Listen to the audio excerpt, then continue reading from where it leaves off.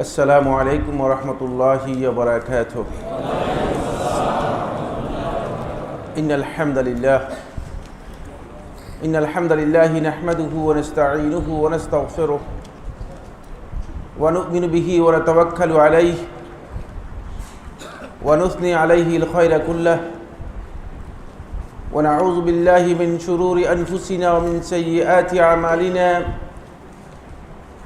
من يهده الله فلا مضل له ومن يضلل فلا هادي له وأشهد أن لا إله إلا الله وحده لا شريك له لا ند له ولا ضد له لا مثال له ولا مثيل له وله المثل الأعلى في السماوات والأرض ليس كمثله شيء وهو السميع البصير. وأشهد أن محمدًا عبد الله ورسوله الذي بلغ الرسالة وأدى الأمانة ونصح الأمة وكشف بإذن ربه الغمة وتركنا على بيضاء ليلها كنهارها لا يزيغ عنها إلا هالك. أما بعد فإن أصدق الحديث كتاب الله وخير الهدي هدي محمد صلى الله عليه وسلم وشر الأمور محدثاتها وكل محدثة بدعة وكل بدعة ضلالة وكل ضلالة في النار أو كما قال عليه الصلاة والسلام. يقول الله سبحانه وتعالى في كلامه المجيد وفرقانه الحميد: قل إن كنتم تحبون الله فاتبعوني يحببكم الله ويغفر لكم ذنوبكم والله غفور رحيم. يقول عز من قائل: فليحذر الذين يخالفون عن أمره أن تصيبهم فتنة أو يصيبهم عذاب أليم. يقول سبحانه وتعالى: وما كان لمؤمن ولا مؤمنة إذا قضى الله ورسوله أمرا أن يكون لهم الخيرة من أمرهم ومن يعص الله ورسوله فقد ضل ضلالا بعيدا. عن أبي هريرة رضي الله تعالى عنه قال: قال رسول الله صلى الله عليه وسلم: كل أمتي يدخلون الجنة إلا من أبى. قالوا يا رسول الله ومن يأبى؟ قال: من أطاعني دخل الجنة ومن عصاني فقد أبى. أخرجه البخاري في صحيحه. عن أنس بن مالك رضي الله تعالى عنه قال: قال رسول الله صلى الله عليه وسلم: فمن رغب عن سنتي فليس مني. أخرجه البخاري في صحيحه. নর্ধা সরকার বাড়ি জামে মসজিদের সম্মানিত ইমাম ও খতিব ফদিলাতুল শেখ ডক্টর ইমাম হুসাইন আজকের এই আলোচনা সভায় উপস্থিত সম্মানিত ওলামায়ে কেরাম, আমার সামনে উপস্থিত সম্মানিত দিনী ভাই ও পর্দার আড়ালের সম্মানিত দিনী বোনেরা, শুরুতে আল্লাহ রাব্বুল আলামিনের দরবারে শুকরগুজার হচ্ছি যে মহান রব্বুল ইজ্জত ওয়াল জালাল অত্যন্ত মেহেরবানি করে আমাদেরকে সলাতুল মাগরিব আদায় করার পর একটি গুরুত্বপূর্ণ দ্বীনি মজলিসে বসার তৌফিক দিয়েছেন।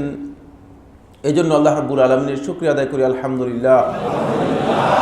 সম্মানিত উপস্থিতি, দ্বীনি ভাই ও বোনেরা, সলাতুল মাগরিবের পর থেকে দীর্ঘক্ষণ পর্যন্ত আপনারা অপেক্ষা করে আছেন। আমার আসতে একটু দেরি হয়েছে, এজন্য শুরুতেই সর্বপ্রথম আল্লাহ রাব্বুল আলামিনের কাছে ক্ষমা চাচ্ছি, তারপর আপনাদের কাছে ক্ষমা চেয়ে নিচ্ছি। রাস্তার কারণে, জ্যামের কারণে আমাদের আসতে দেরি হয়েছে, আপনাদের কষ্ট হয়েছে। আল্লাহ রাব্বুল আলামিনের কাছে দোয়া করছি আল্লাহ সুবহানাহু ওয়া তাআলা আমাদেরকে আমাদের এই সময়টুকুকে কিয়ামতের দিন নাজাতের জন্য একমাত্র ওসিলা করে আল্লাহ রাব্বুল আলামিন যেন আমাদেরকে নাজাত দান করে, বলুন আমিন। অত্যন্ত গুরুত্বপূর্ণ একটি বিষয় নিয়ে, টপিক নিয়ে আমাদের আজকের আলোচনা, সেটি হচ্ছে ইত্তেবাউস সুন্নাহ, সুন্নাহর অনুসরণ। এখানে আমি আলোচনা শুরু করার আগে দুটি কিচ্ছা দিয়ে আজকের আলোচনা শুরু করব। প্রথমে এই দুটি কিচ্ছা ভালো করে বুঝতে হবে। এর তেমন কোনো সনদ আমি উল্লেখ করব না। আমরা প্রত্যেকটি আলোচনার রেফারেন্স আপনাদেরকে সাথে সাথে দিয়ে দেব। যেটা উল্লেখ করব কিচ্ছা বলে দিব, যেটা কিচ্ছা হিসেবে বলছি। প্রথম কিচ্ছাটি এটি পড়েছি নাওয়াদুল খুদাতের মধ্যে। এটি কিন্তু মানে নিজে তৈরি করে বলছি না, কোত্থেকে পড়েছি সেটা সব আপনাদের সামনে উপস্থিত করছি, যাতে করে আপনারা বুঝতে পারেন যে এটি কেন বলেছি। নাওয়াদুল খুদাতের মধ্যে একটি কিচ্ছা পড়েছিলাম। এর সনদ আমি তালাশ করে দুনিয়ার কোথাও পাইনি, কোনো কিতাবের মধ্যে। আদৌ পৃথিবীর কোনো ভূখণ্ডে এ ধরনের ঘটনা ঘটেছে কিনা বা এ ধরনের ঘটনার সত্যতা সম্পর্কে কোনো কিছুই আমার জানা নেই। কিন্তু ঘটনার মধ্যে এক শিক্ষা রয়েছে মৌলিক, এই উম্মার জন্য, বিশেষ করে আমরা যারা মুসলিম রয়েছি আমাদের জন্য এতে বড় ধরনের একটি শিক্ষা রয়েছে। এই জন্য এই কিচ্ছাটি দিয়ে শুরু করবো আলোচনা। তারপর আরেকটি কিচ্ছা, এটি মাকতুবাতের মধ্যে মাওলানা আবুল কালাম আজাদ, ভারতবর্ষের উল্লেখযোগ্য আলেমদের মধ্যে একজন পলিটিশিয়ান ছিল, তিনি তার একটি কিতাবের মধ্যে মাকতুবাতের মধ্যে উল্লেখ করেছেন। সেটাও এই কিচ্ছাটিও বলবো। তিনিও এই কিচ্ছা আদৌ কি কোথাও ঘটেছে কিনা আমার জানা নেই, আমার কাছে কোনো সনদ নেই।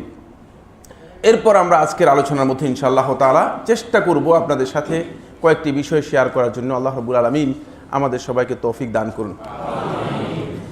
সম্মানিত হাজিরিন, ওলামায়ে কেরাম, সম্মানিত দিনী ভাই বোনেরা, আসলে প্রথম যে কিচ্ছাটি আমি বলছিলাম বা শুরু করছি যে কিচ্ছাটি দিয়ে, সেটি হচ্ছে হিজাজের এক বড় আলেম।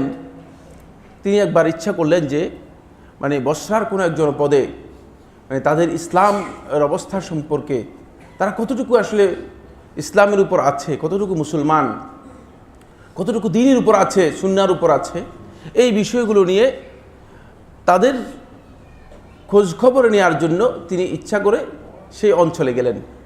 এখন এই মনে করেন এই নর্দাতে যদি আপনি নর্দার মুসলমানদের অবস্থা সম্পর্কে জানতে চান, তাহলে স্বাভাবিক নিয়ম অনুযায়ী নর্দার মসজিদ যেটা আছে এখানে আসবেন, ঠিক না? মসজিদে গিয়ে জানতে চাইবেন যে আসলে মুসলমানদের কী অবস্থা, জামাতে কতজন লোক হয়, জামাতে আদৌ মুসলমানরা আসে কিনা, এটা স্বাভাবিক কথা। আপনি যদি মসজিদে এসে দেখেন যে দুইজন লোক মানে মসজিদের মধ্যে জামাতে ইমাম সাহেব আর মুয়াজ্জিন দুইজন দাঁড়িয়ে আছে, মুসল্লি নেই, তাহলে আর বুঝার কোনো অবকাশ নেই যে এই মসজিদের অবস্থা কি, ঠিক না? এটা বোঝা খুব সহজ হয়ে যায়। তখন তিনি বসরার ওই মসজিদে তিনি গেলেন, একটা মসজিদে গেলেন। মসজিদে গিয়ে মসজিদে যখন অবস্থা সম্পর্কে জানতে চাইলেন, মসজিদের মানে অবস্থা জানার জন্য গেলেন, তখন তিনি শুনতে পেলেন যে মসজিদে আজান হচ্ছে। আশ্বস্ত হলেন, স্বাভাবিকভাবে মসজিদে আজান হচ্ছে, তাহলে বোঝা গেল যে অবস্থা ভালো, ভালোর দিকে যাচ্ছে। বোঝা গেল যে অনেক মসজিদ আছে এমন গ্রামে গঞ্জে যে আজানই দেওয়া হয় না, সময় মতো আজানই হচ্ছে না। মসজিদে আজান হচ্ছে যখন জানতে পারলেন, তখন আজান শুনতে পেলেন, তখন তিনি আশ্বস্ত হলেন যে না, আলহামদুলিল্লাহ অবস্থা ভালো। মুয়াজ্জিন আজান দিচ্ছেন।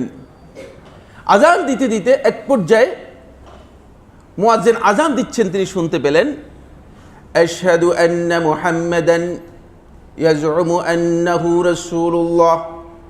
আরে আজান যখন কানে আসলো, আজান দিচ্ছে আশহাদু আন্না মুহাম্মাদান ইয়াজউমু আন্নাহু রাসূলুল্লাহ, আমি সাক্ষ্য দিচ্ছি যে মুহাম্মদ সাল্লাল্লাহু আলাইহি ওয়াসাল্লাম তিনি ধারণা করেছেন, দাবি করেছেন তিনি আল্লাহর রাসূল।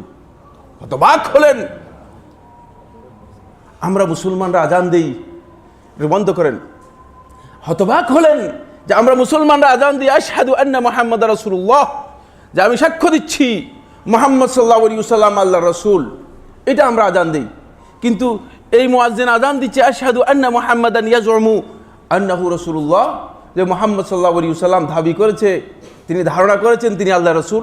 হতবাক হল, কি ব্যাপার, আজান এমন কেন, এই কোন আজান? মনে মনে চিন্তা করলেন, আজান শেষ হোক, মুয়াজ্জিন বেচারাকে ধরা যাবে, জিজ্ঞেস করা হবে, জানতে পারবো ইনশাআল্লাহ যে কি ব্যাপার, এমন আজান দিচ্ছেন কেন, এমন আজান দিতে বলল কি, এটা কি আজান? আজান শেষ হলো। আজান শেষ হওয়ার পর মুয়াজ্জিনের কাছে গিয়ে বলে, মুয়াজ্জিন, এই তুমি কি এই মসজিদের মুয়াজ্জিন? বলে জি। বলে কে তোমাকে এখানে নিয়োগ দিয়েছে? বলে হ্যাঁ, আমি এই মসজিদের নিয়োগপ্রাপ্ত মুয়াজ্জিন, আমি নতুন মুয়াজ্জিন। বলে তাহলে তুমি এভাবে আজান দিচ্ছ কেন? আমরা মুসলিমরা তো আজান দিই এভাবে, আশহাদু আন্না মুহাম্মাদার রাসূলুল্লাহ, মুহাম্মদ সাল্লাল্লাহু আলাইহি ওয়াসাল্লাম আল্লাহর রাসূল, এটি সাক্ষ্য দিই আমরা, এটা আমাদের আজান। তোমাকে আজান দিতে বললো কে? বলে শুনুন, আমি একজন ইহুদি, আমাকে এই মসজিদের মুয়াজ্জিন নিয়োগ দেওয়া হয়েছে। মসজিদের মুয়াজ্জিন যখন আমাকে নিয়োগ দেওয়া হয়েছে, তখন আমি তাদেরকে বললাম, আমি তো মুহাম্মদ সাল্লাল্লাহু আলাইহি ওয়াসাল্লামকে আল্লাহ রাসূল বিশ্বাস করি না, কারণ আমি আযান দিব কিভাবে? আমি তো আযান দিতে পারবো না। আমি তো যদি মুহাম্মদ সাল্লাল্লাহু আলাইহি ওয়াসাল্লামকে রাসূলই বিশ্বাস করি, তাহলে তো আমি আর ইহুদি থাকতে পারি না। যেহেতু আমি মুহাম্মদ সাল্লাল্লাহু আলাইহি ওয়াসাল্লামকে আল্লাহ রাসূল বিশ্বাসই করি না, এখন আমি আযান দিব কিভাবে? আর আযান দেওয়ার মতো কোনো লোক নেই। তখন তারা আমাকে নিয়োগ দিল এই শর্তে, যে তারা রাজি হলো যে আমি আযান দিব এভাবে। আমি বলবো আশহাদু আন্না মুহাম্মাদান ইয়াজউমু আন্নাহু রাসূলুল্লাহ, যে মুহাম্মদ দাবি করেছে সে আল্লাহর রাসূল। তারা রাজি হলো, কত ভাগ হয়ে গেলেন। আরে মুসলমানদের অবস্থা, মসজিদে আযান দেওয়ার মতো মুয়াজ্জিন নেই। কে মুয়াজ্জিন হবে মসজিদের? ইহুদিকে নিয়োগ দিয়েছে, টাকার বিনিময়ে আযান দেবে এবং মসজিদের মধ্যে এই কথা আযান দিবে যে মুহাম্মদ সাল্লাল্লাহু আলাইহি ওয়াসাল্লাম আল্লাহর রাসূল দাবি করেছেন। হতবাক হলেন। এত নাজুক অবস্থা মুসলমানদের হয়ে গেল। বলে যে এই মসজিদের ইমাম কোথায়? এবার জানা দরকার আসলে কি মসজিদের অবস্থা ঠিক আছে কিনা। এখানে তো যে অবস্থা, আযানের ইমামের সাথে আলাপ করলে হয়তো বুঝে যেতে পারে যে ব্যাপারটা কি, আরো ভালো অবস্থা কিনা। বলে যে মসজিদের ইমামকে একটু আমাকে দেখিয়ে দাও, ইমামের সাথে কথা বলা দরকার। বলে যে আপনি মসজিদের সামনে যান, একটা দোকান আছে, দোকানের মধ্যে ইমাম সাহেব আছেন, ইমাম সাহেবের সাথে কথা বললে আপনি বিস্তারিত জানতে পারবেন। মসজিদের সামনে আসলেন, সামনে এসে দোকানের মধ্যে দেখতে পেলেন ইমাম সাহেব বসে আছেন। এই, আপনি কি এই মসজিদের ইমাম? বললেন, হ্যাঁ আমি এই মসজিদের ইমাম। এখানে কি করতেছেন আপনি? বলে যে আমি এখানে মসজিদে এই দোকানে মদ বিক্রি করতেছি। আরে ইন্না লিল্লাহ। দেখ, মুয়াজ্জিন তো ইহুদি পাওয়া গেল, ইমাম আবার কোন ধর্মের আল্লাহই জানে। মুয়াজ্জিন তো ইহুদি পাওয়া গিয়েছে, আযান দিচ্ছে এইভাবে। আর ইমামের দশা কি? ইমাম তো মসজিদের সামনেই দোকানের মধ্যে মদ বিক্রি করতেছে। বলি কি ব্যাপার কি? তোমাকে কে এখানে ইমাম নিয়োগ দিয়েছে? তুমি এই মসজিদের এখানে কিভাবে মসজিদের সামনে বসে মদ বিক্রি করতেছো? বলে যে এই মসজিদের ইনকাম বলতে কিচ্ছু নেই, সামান্য কতটুকু জায়গা আছে, সেখানে কিছু আঙ্গুর হয়। লোকেরা আঙ্গুর খায় না, লোকেরা মদ খায়। ওই আঙ্গুর দিয়ে মদ তৈরি করে, তারপরে এই মসজিদের এই দোকানের মধ্যে আমি এটা বিক্রি করে মসজিদটা কোনো রকম চালাই যাচ্ছে। কিচ্ছা শেষ নয়, কিচ্ছা অনেক দীর্ঘ। কিচ্ছা বলা উদ্দেশ্য নয়, শুধুমাত্র এই বক্তব্য এই জন্য দিলাম, আজকে ইসলামকে সামনে রেখে, ইসলামের দর্শনকে সামনে রেখে, ইসলামের চিন্তাধারাকে সামনে রেখে, ইসলামের নামে কত ধারা, কত উপধারা বেরিয়ে গিয়েছে, কত প্রবাহ বেরিয়ে গিয়েছে, যেগুলোর সাথে ইসলামের আদৌ কোনো সম্পর্ক নেই। অনেক অনেক দূরে আমরা চলে গিয়েছি। আমরা হয়তো সবাই ধারণা করছি যে আমাদের গন্তব্য একদিকে চলে যাচ্ছে, গন্তব্য একটা হবে ঠিকই, কিন্তু সেই গন্তব্য আসল গন্তব্যে পৌঁছবে না, জান্নাতের গন্তব্যে পৌঁছবে না, জাহান্নামের গন্তব্যের দিকে পৌঁছে যাবে। যেহেতু জাহান্নামের জন্য অনেক রাস্তা ইঙ্গিত দেওয়া হয়েছে, রাসূলুল্লাহ সাল্লাল্লাহু আলাইহি ওয়াসাল্লাম বলেছেন। আজকে মুসলমানদের মধ্যে ইসলাম সম্পর্কে যখন কোরআন এবং হাদিসের আলোচনা করা হয়ে থাকে, কেন জানি এরকম আপনাদের কাছে মনে হবে যেন বেকাপ্পা বেকাপ্পা আলোচনা। কি এগুলো কি বলতেছে? কেন জানি মানুষ আশ্চর্য বোধ করছে। কারণ আমরা যুগ যুগ ধরে, দীর্ঘ সময় ধরে আমাদের 14 পুরুষকে নিয়ে যেটা করে আসছিলাম, সেগুলোই তো আমরা করে যাচ্ছি। সেগুলোকে আমরা মনে করছি দিন। এই দিন কেউ স্বপ্নের মাধ্যমে আবিষ্কার করে নিয়েছেন, কেউ পীর সাহেবের ইজতিহাদের মাধ্যমে আবিষ্কার করে নিয়েছেন। আপনি দেখবেন রাসূলুল্লাহ সাল্লাল্লাহু আলাইহি ওয়াসাল্লাম আমাদেরকে দরুদ শিক্ষা দিয়েছেন। আবার দেখা যায় যে বিভিন্ন দরবার থেকে দরুদ আবিষ্কার করে নিজেরা দরুদ তৈরি করে নিয়েছে। বুঝতে পেরেছেন?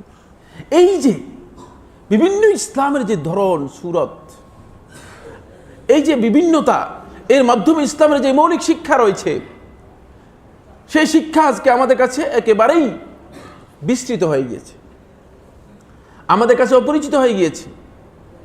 আমরা মনে হয় যেন সব হারাতে বসেছি। এই জন্য আমাদের বন্ধু তিনি বললেন যে আমাদের মসজিদের মধ্যে এক লোক আসলো, তো নামাজ যখন তিনি আদায় করলেন তখন আমরা চিন্তা করলাম যে লোকটা কি সুন্নি না ওয়াহাবি, এখন তো বুঝতে পারলাম না, ক্লিয়ার হলাম না আসলে সুন্নি না ওয়াহাবি। আপনারা জানেন তো এই ধরনের বক্তব্য আছে না, সুন্নি ওয়াহাবির বক্তব্য। যাক, যে লোকটা যে সুন্নি না ওয়াহাবি এটা তো এখনো বুঝতে পারলাম না। তখন যখন নামাজের শেষে সবার সাথে আমাদের সাথে মুনাজাত করলো তখন কিছুটা কনফার্ম হলাম। মুনাজাত যখন করলো, হাত তুলে যখন মুনাজাত করলো, কিছু কনফার্ম হলাম যে সম্ভবত সুন্নি না, সুন্নি এখনো স্বীকার করছে না, সম্ভবত সুন্নি এটা স্বীকার করছে না, যে সুন্নি তাকে এখনো সার্টিফাই করছে না, বরং বলছে সম্ভবত লোকটা সুন্নি। তারপর মিলাদের পরে, তারপরে যখন নামাজের শেষে এরপর যখন আমাদের সাথে মিলে মিলাদ পড়লো তখন আরো কিছু কনফার্ম হলাম, নিশ্চিত হলাম না, এবার মনে হয় সন্দেহ নেই সুন্নি। তারপরেও কেন যেন ব্যবসা বুঝে যাচ্ছে না। যখন মসজিদ থেকে বের হয়ে সিগারেটে টান দিল, নিশ্চিত হলাম এখন যে সুন্নি। নাউজুবিল্লাহ। আপনি সুন্নার এই পরিচয়, সুন্নির এই পরিচয় আজকে যারা বহন করে যাচ্ছে, সুন্নার সাথে সামান্যতম কোনো সম্পর্ক নেই, তার নাম হচ্ছে সুন্নি। এর কারণ কি? এর কারণ ওটাই, কারণ আমরা ইসলাম থেকে দূরে সরতে সরতে এমন পর্যায়ে চলে গিয়েছি, এত দূরে চলে গিয়েছি যে শেষ পর্যন্ত আসলে ইসলাম আমাদেরকে কি বলেছে সেগুলোর মাধ্যমে আজকে আমাদের পরিচয় হচ্ছে না। আমাদের পরিচয় নিতে হয় ওই যে সমস্ত আমলের কথা বললাম এগুলোর মাধ্যমে। ফলে মৌলানা আবুল কালাম আজাদের এই গল্পটি মাকতুবাতের মধ্যে দেখেছি, এটা বলে এরপর আলোচনার মধ্যে যাব।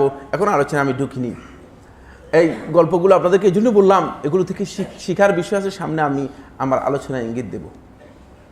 তিনি বললেন, এক বৃদ্ধা তিনি কোনো এক ট্রেন স্টেশন থেকে তার নাতনিকে নিয়ে তিনি কলকাতার উদ্দেশ্যে রওনা করেছেন। কলকাতা হয়ে কোনো এক শহরে যাবেন, ইন্ডিয়ার কোনো এক শহরে যাবেন। তো গাড়ির মধ্যে একা একটা বৃদ্ধা মহিলা, সাথে একটা যুবতী মানে বৃদ্ধার নাতনি। যখন এই নাতনিকে নিয়ে বের হলেন, মানে তার কোনো মানে সাথে কোনো পুরুষ নেই, এটি এক লম্পট মানে খারাপ মানের যে সমস্ত লোক আছে এদের মধ্যে একজন তার চোখে পড়লো। সে বুঝতে পারলো যে মনে হয় এই বৃদ্ধা মহিলা তার নাতনিকে নিয়ে যাচ্ছে, বলে একটা চালাকি করা যেতে পারে। তাদের পিছু ধরলো। বৃদ্ধা ঠিক যেই কম্পাউন্ডের মধ্যে উঠলো, সেখানে গিয়ে উঠে ওই বৃদ্ধার সাথে সুযোগ করতেছিল যে কিভাবে তার সাথে কথাবার্তা বলা যায়, তার সাথে কিভাবে মানে আলোচনা করে মানে একটু তাকে কিছুটা মানে নিজের পক্ষে নেওয়া যায় বা কিছুটা তার সমর্থন নেওয়া যায়। একটা চান্স পেয়ে গেল, সেটা হলো ওই ফেরিওয়ালা আছে না, ফেরিওয়ালা যখন ট্রেনের মধ্যে আসে, ফেরিওয়ালা চান্স পেয়ে গেল, বলে যে নানি আপনি কেমন আছেন? আপনি তো অনেকক্ষণ পর্যন্ত দেখি যে গাড়ির মধ্যে আছেন, কিন্তু আপনি তো কিছুই খান নাই, আপনি যদি মানে অনুমতি দেন, আপনার সাথে আপনার নাতনিও আছে, তাহলে কিছু কি আপনাকে দেবো কিনা। খুব বিভিন্নভাবে, যারা মানে উদ্দেশ্য যাদের খারাপ তারা বিভিন্নভাবে কৌশল করে বলে একটা কথা বলে, কৌশল করে যখন বৃদ্ধাকে রাজি করালো, তো বৃদ্ধা রাজি হলো। বলে তুমি তো একটা খুব ভালো মানুষ, একটা খুব ভালো লোক, তুমি এত ভালো মানুষ তো দেখি নাই, তুমি এখানে কোত্থেকে আসলা? বলে যে আমিও আপনাদের সাথে ওইদিকে যাচ্ছি, তো তোমার নামটা কি? বললো যে আমার নাম হচ্ছে নাতিন জামাই। নাম হচ্ছে নাতিন জামাই। আর নামও তো অন্যরকম, তুমি মানুষ যেমন, নামও তো দেখা যাচ্ছে অন্যরকম। নাম হচ্ছে তোমার নাতিন জামাই, মানে নাতিন জামাই, আমার নামই নাতিন জামাই, আমার মা বাপ আদর করে আমার নাম রেখেছে নাতিন জামাই। আচ্ছা ভালো। এর পরবর্তী স্টেশনে যখন আসলো, পরবর্তী স্টেশনে আসার পর এই নাতিন জামাই পরবর্তী স্টেশনে যখন আসলো, তখন বৃদ্ধাকে বুদ্ধি করে কৌশল করে বৃদ্ধাকে বলল যে এমন নানি, আপনি যদি বলেন তাহলে আপনার এই নাতনি, এই যে স্টেশন, এটা জংশন, এই জংশনে এসেছে, সে তো আর কোনো সময় জংশন দেখতে পাবে না, এখানে ট্রেন কিছুক্ষণ থামবে, এই জংশনে তাকে আমি অন্তত এই জংশনটা দেখাই, স্টেশনটা দেখাই আনতে পারি। বৃদ্ধা সহজ সরল হয়তো মনে করলো যে ঠিক আছে নিতে পারো, অসুবিধা নেই, দেখায় নিয়ে আসো। নাতিনকে নিয়ে তো চলে গেল, বুঝতে পেরেছেন কি না? নাতিনকে নিয়ে যখন চলে গেল, এরপর তো আর আসে না, ট্রেন ছেড়ে দিচ্ছে, নাতিনকে নিয়ে আর আসে না। ট্রেন ছেড়ে দিয়েছে, বিদ্যা চিৎকার করতেছে, বিদ্যা কান্নাকাটি করতেছে।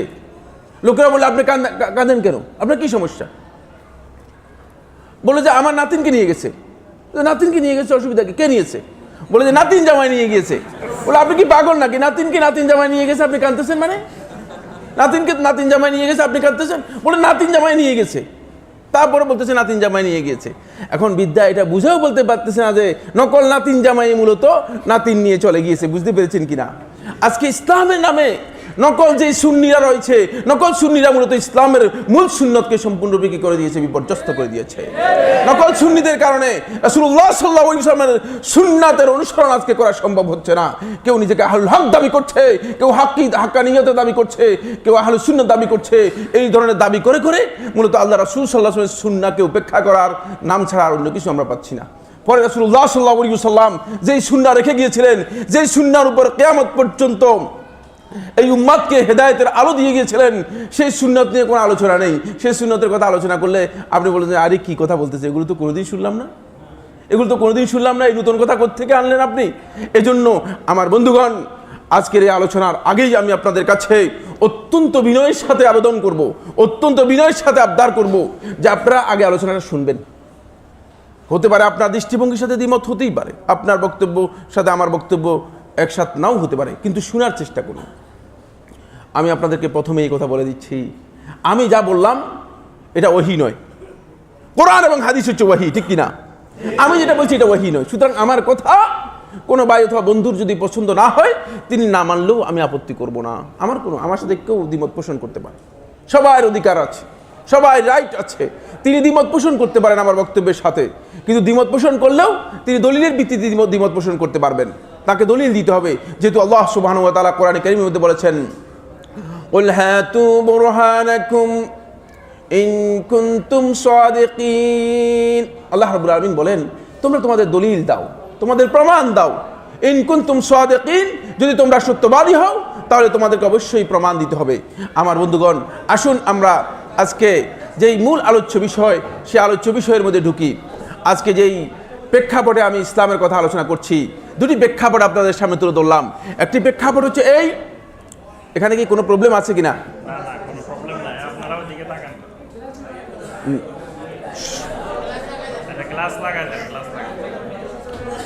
আপনারা সবাই কথা বললে কিন্তু আমরা কথা বলতে পারবো না। জি, সম্মানিত উপস্থিতি, সম্মানিত দিনী ভাই বোনেরা, আমি বলতেছিলাম আজকে যে প্রেক্ষাপটে আমরা আজকের এই আলোচনার জন্য মুখোমুখি হচ্ছি, সেই প্রেক্ষাপট দুটি আলোচনা করলাম। দুটি কিচ্ছার মাধ্যমে আমি আমাদের যে প্রেক্ষাপট রয়েছে সেই প্রেক্ষাপটগুলো আপনাদের সামনে তুলে ধরেছি। প্রথম কিচ্ছাটির মাধ্যমে এই প্রেক্ষাপট আমি তুলে ধরেছি যে ইসলামের যেই মাআলিমগুলো রয়েছে, ইসলামের যেই মূল বিষয়গুলো রয়েছে, সেগুলো আজকে সবচেয়ে বেশি আমাদের কাছে বিস্মৃত হয়ে গিয়েছে, হারিয়ে গিয়েছে, সেগুলো আমাদের কাছে নেই। আর দ্বিতীয় কিচ্ছার মাধ্যমে যে প্রেক্ষাপট আমি তুলে ধরেছি সেটি হচ্ছে এই, আজকে নকলবাজ, দড়িবাজ, মিথ্যুক, মিথ্যাবাদীদের ছয়লাভ এমন হয়ে গিয়েছে যে হক কথা আপনি পাওয়া খুব কঠিন হয়ে যাবে। কারণ আজকে সবাই চেষ্টা করে মানুষদেরকে পথভ্রষ্ট করার জন্য নিজের বক্তব্যের মাধ্যমে, বিভিন্ন আলোচনার মাধ্যমে, বিভিন্ন কথার মাধ্যমে। বন্ধুগণ, আমি আলোচনা করতেছিলাম সুন্নাহ, ইত্তেবা ও সুন্নাহর গুরুত্বের উপর। আগে প্রথমে একটি কথা আমি আপনাদেরকে বলবো, সেটি হচ্ছে এই, রাসূলুল্লাহ সাল্লাল্লাহু আলাইহি ওয়াসাল্লামের সুন্নাহ নিয়ে আমাদের কাছে সত্যিকার অর্থে অনেকগুলো গুরুত্বপূর্ণ বিষয় রয়েছে। তোর মধ্যে প্রথমে যেটি আমাদেরকে জানতে হবে সেটা হচ্ছে এই, সুন্নাত, আগে সুন্নাহ আসলে কাকে বলা হয় থাকে। বন্ধুগণ, সুন্নাহ শব্দটি মূলত আমরা যখন উর্দুতে ব্যবহার করি, আপনি দেখবেন উর্দুতে সুন্নাহ শব্দটি সুন্নত ব্যবহার করা হয় থাকে, সুন্নত ব্যবহার করা হয় থাকে। এই একই শব্দই আরবিতে আস-সুন্নাহ শব্দ ব্যবহার করা হয় থাকে, আস-সুন্নাহ শব্দ ব্যবহার করা হয় থাকে। সুন্নাহ হচ্ছে মূলত সুন্নাত যেই পারিভাষিক ব্যবহার, এই পরিভাষা থেকে একটু বিচ্ছিন্ন। সুন্নাত শব্দটি উর্দুতে যখন এসেছে তখন আমাদের সমাজের মধ্যে সুন্নাতটাকে ব্যবহার করা হতো শুধুমাত্র ফরজ ওয়াজিব নয় এমন কাজগুলো বোঝানোর জন্য সুন্নত শব্দ ব্যবহার করা হতো। বুঝতে পেরেছেন কিনা? যেমন আমরা যুগ যুগ ধরে আলেমদের কাছে শুনে এসেছি যে দাড়ি রাখা হচ্ছে সুন্নত। এটা আপনারা শুনছেন না? দাড়ি রাখা সুন্নত। সুন্নত কোন অর্থে? সুন্নত এই অর্থে যে রাসূলুল্লাহ সাল্লাল্লাহু আলাইহি ওয়াসাল্লাম দাড়ি রেখেছেন, এই অর্থে সুন্নত কোনো সন্দেহ নেই। কিন্তু রাসূলুল্লাহ সাল্লাল্লাহু আলাইহি ওয়াসাল্লাম শুধু দাড়ি রেখেছেন তা নয়, রাসূলুল্লাহ সাল্লাল্লাহু আলাইহি ওয়াসাল্লাম দাড়ি রেখে আবার রাখতে নির্দেশও দিয়েছেন। তাহলে নির্দেশ হলে সেটা কি হয়ে যাবে? সেটা ফরজ বা ওয়াজিব হয়ে যাবে। ফরজ বা ওয়াজিব হয়ে যাবে, আপনারা বুঝতে পেরেছেন। আর রাসূলুল্লাহ সাল্লাল্লাহু আলাইহি ওয়াসাল্লাম এর সুন্নাত এই অর্থে ব্যবহার করা হয়েছে যে এটা ফরজ ওয়াজিব নয়, এটা হলো শুধুমাত্র ইবাদতের ক্ষেত্রে যে সুন্নতগুলো আছে সেগুলো। যেমন ফরজের আগে পরে যেই সুন্নাত নামাজগুলো আছে সেগুলোকে সুন্নাত বোঝানো হয়েছে। বুঝতে পেরেছেন কিনা? সুন্নাত বলতে এই কথাকে বোঝানো হয়েছে। কিন্তু ইসলামের মৌলিক পরিভাষায়, আকীদার পরিভাষায় সুন্নাত বলতে বা সুন্নাহ বলতে এই বিষয়কে বোঝানো হয় নাই।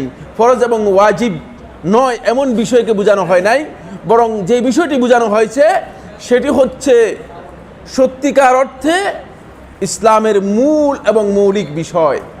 এই সুন্নাহর পরিচয় আল ওয়াসিয়াতুল কুবরা এর মধ্যে ইমাম আহমদ ইবনে হাম্বল রহমতুল্লাহ থেকে বর্ণিত হয়েছে। ইমাম শাতিবী রহমতুল্লাহ ইতিসামের মধ্যে উল্লেখ করেছেন সুন্নাহর পরিচয় হচ্ছে আল হাদিয়ুল্লাযী কানা আলাইহি রাসূলুল্লাহ সাল্লাল্লাহু আলাইহি ওয়াসাল্লাম ওয়া আসহাবুহু ইলমান ওয়া ইতিকাদান ওয়া কাওলান ওয়া ফি'লান ওয়া মানহাজা। এটি হচ্ছে সুন্নাহর পরিচয়। আল ওয়াসিয়াতুল কুবরা এর মধ্যে উল্লেখ করা হয়েছে। সুন্নাহ বলা হয় থাকে এটিকে। এবার আসুন আমি এটা অর্থ আপনাদের সামনে বুঝাই। আল হাদিয়ুল্লাযী কানা আলাইহি রাসূলুল্লাহ সাল্লাল্লাহু আলাইহি ওয়াসাল্লাম, যেই হিদায়াতের উপর,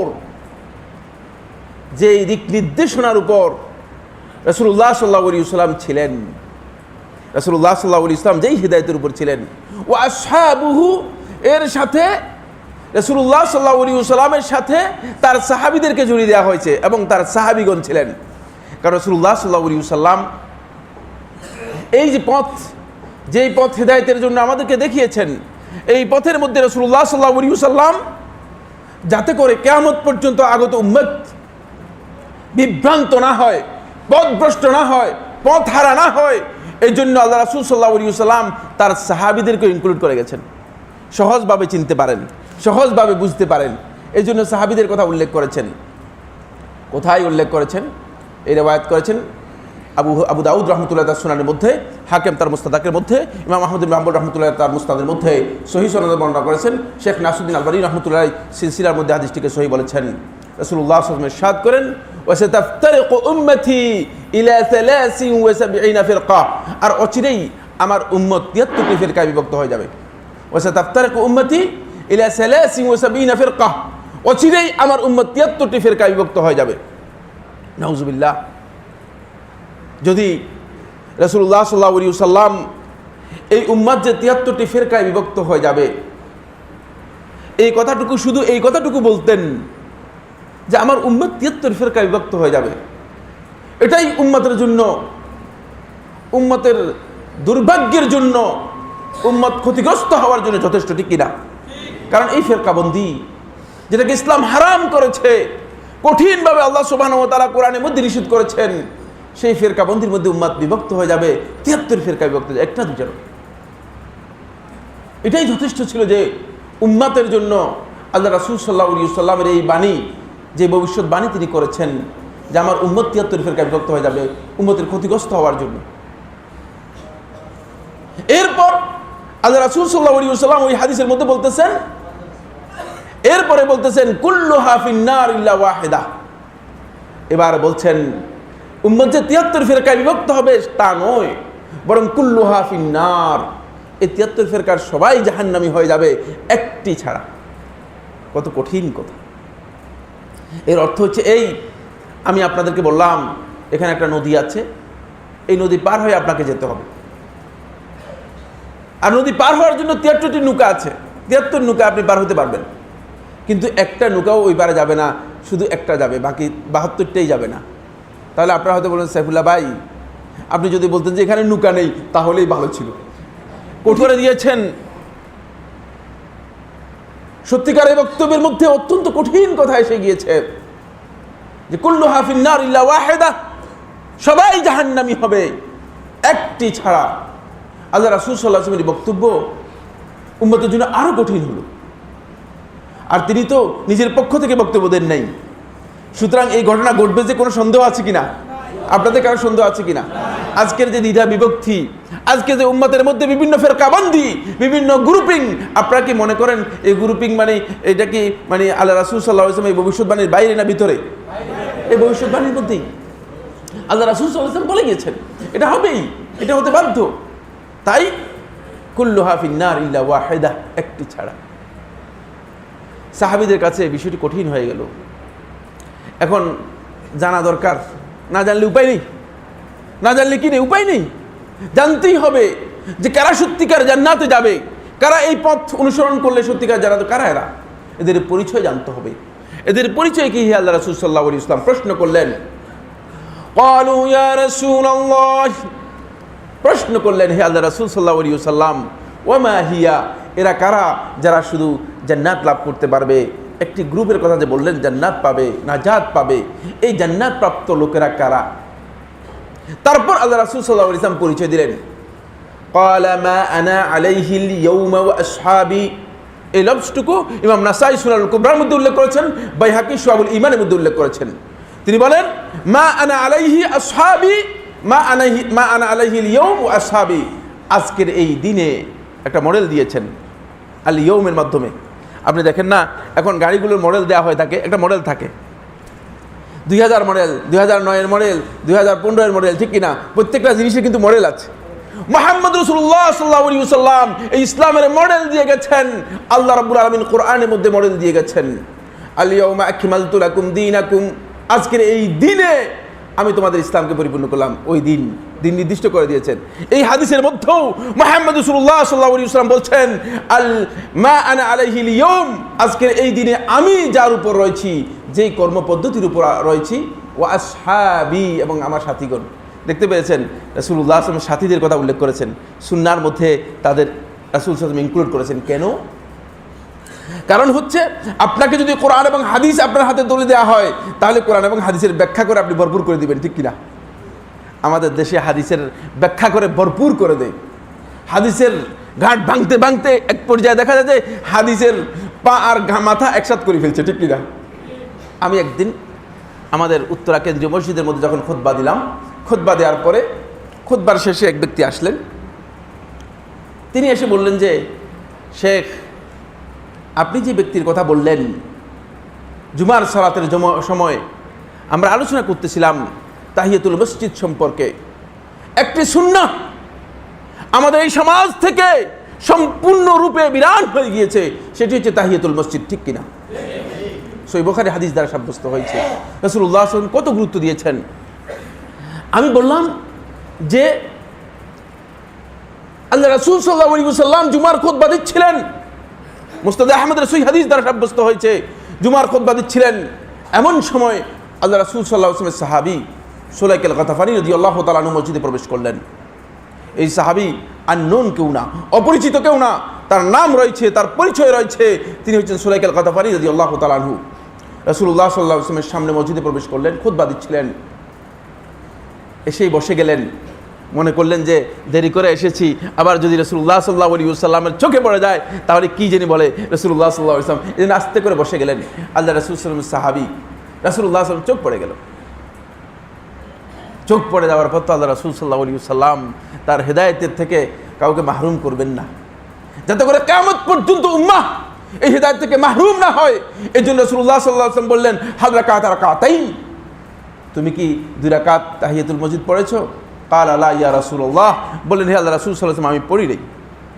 রাসূলুল্লাহ সাল্লাল্লাহু আলাইহি ওয়াসাল্লাম বললেন কুম ফাসাল্লি রাকাতাইন সুম্মা ইজলিস, প্রথমে দাঁড়াও, তারপরে 2 রাকাত নামাজ পড়ো, তারপরে বসো। শিক্ষা দিয়ে দিলেন। এটাই হাদি, হেদায়েতের জন্য তিনি এসেছেন, হেদায়েতের আলো জ্বালানোর জন্য এসেছেন, হেদায়েতের আলো দিয়েছেন, হেদায়েত দিয়েছেন। সুতরাং এটি হচ্ছে সুন্নাহ। তো ওই ব্যক্তি এসে আমাকে বললেন যে সাইফুল্লাহ ভাই, আপনি যে বললেন এই লোকটা তো ভিক্ষা করতে এসেছিল, এই জন্য রাসূলুল্লাহ সাল্লাল্লাহু আলাইহি ওয়াসাল্লাম তাকে দাঁড়াতে বলেছেন। আমি বললাম শুনেন, আপনি কি তখন ছিলেন? কয় না, ছিলাম না। ওই কিভাবে জানলেন যে এই লোকটা ভিক্ষা করতে আসছিল? আল্লাহ রাসূল সাল্লাল্লাহু আলাইহি ওয়াসাল্লামের সাহাবীরা মসজিদের মধ্যে ভিক্ষা করতে আসে? কেন আমাদের বিবেক কেন আমাদেরকে এত নিচের দিকে নিয়ে যাচ্ছে? আমরা একটা কথাকে এজন্য বলছিলাম, যদি আপনার কাছে রাসূলুল্লাহ সাল্লাল্লাহু আলাইহি ওয়াসাল্লামের হাদিসগুলো তুলে দেওয়া হতো, তাহলে হাদিসকে আপনি কাটছাট করতে করতে করতে করতে লেজে গোবরে বানিয়ে দিতেন, ঠিক কিনা? হাদিসের মাথা আর হাদিসের পা সব একসাথে করে ফেলতেন, যেটি কোনো কাজে লাগতো না। ডান দিক থেকে বাম দিক থেকে কাটিং করা শুরু করতেন, কাস্টমাইজ করে ফেলতেন, যেটি ইসলামে জায়েজ নেই সেটা করতেন।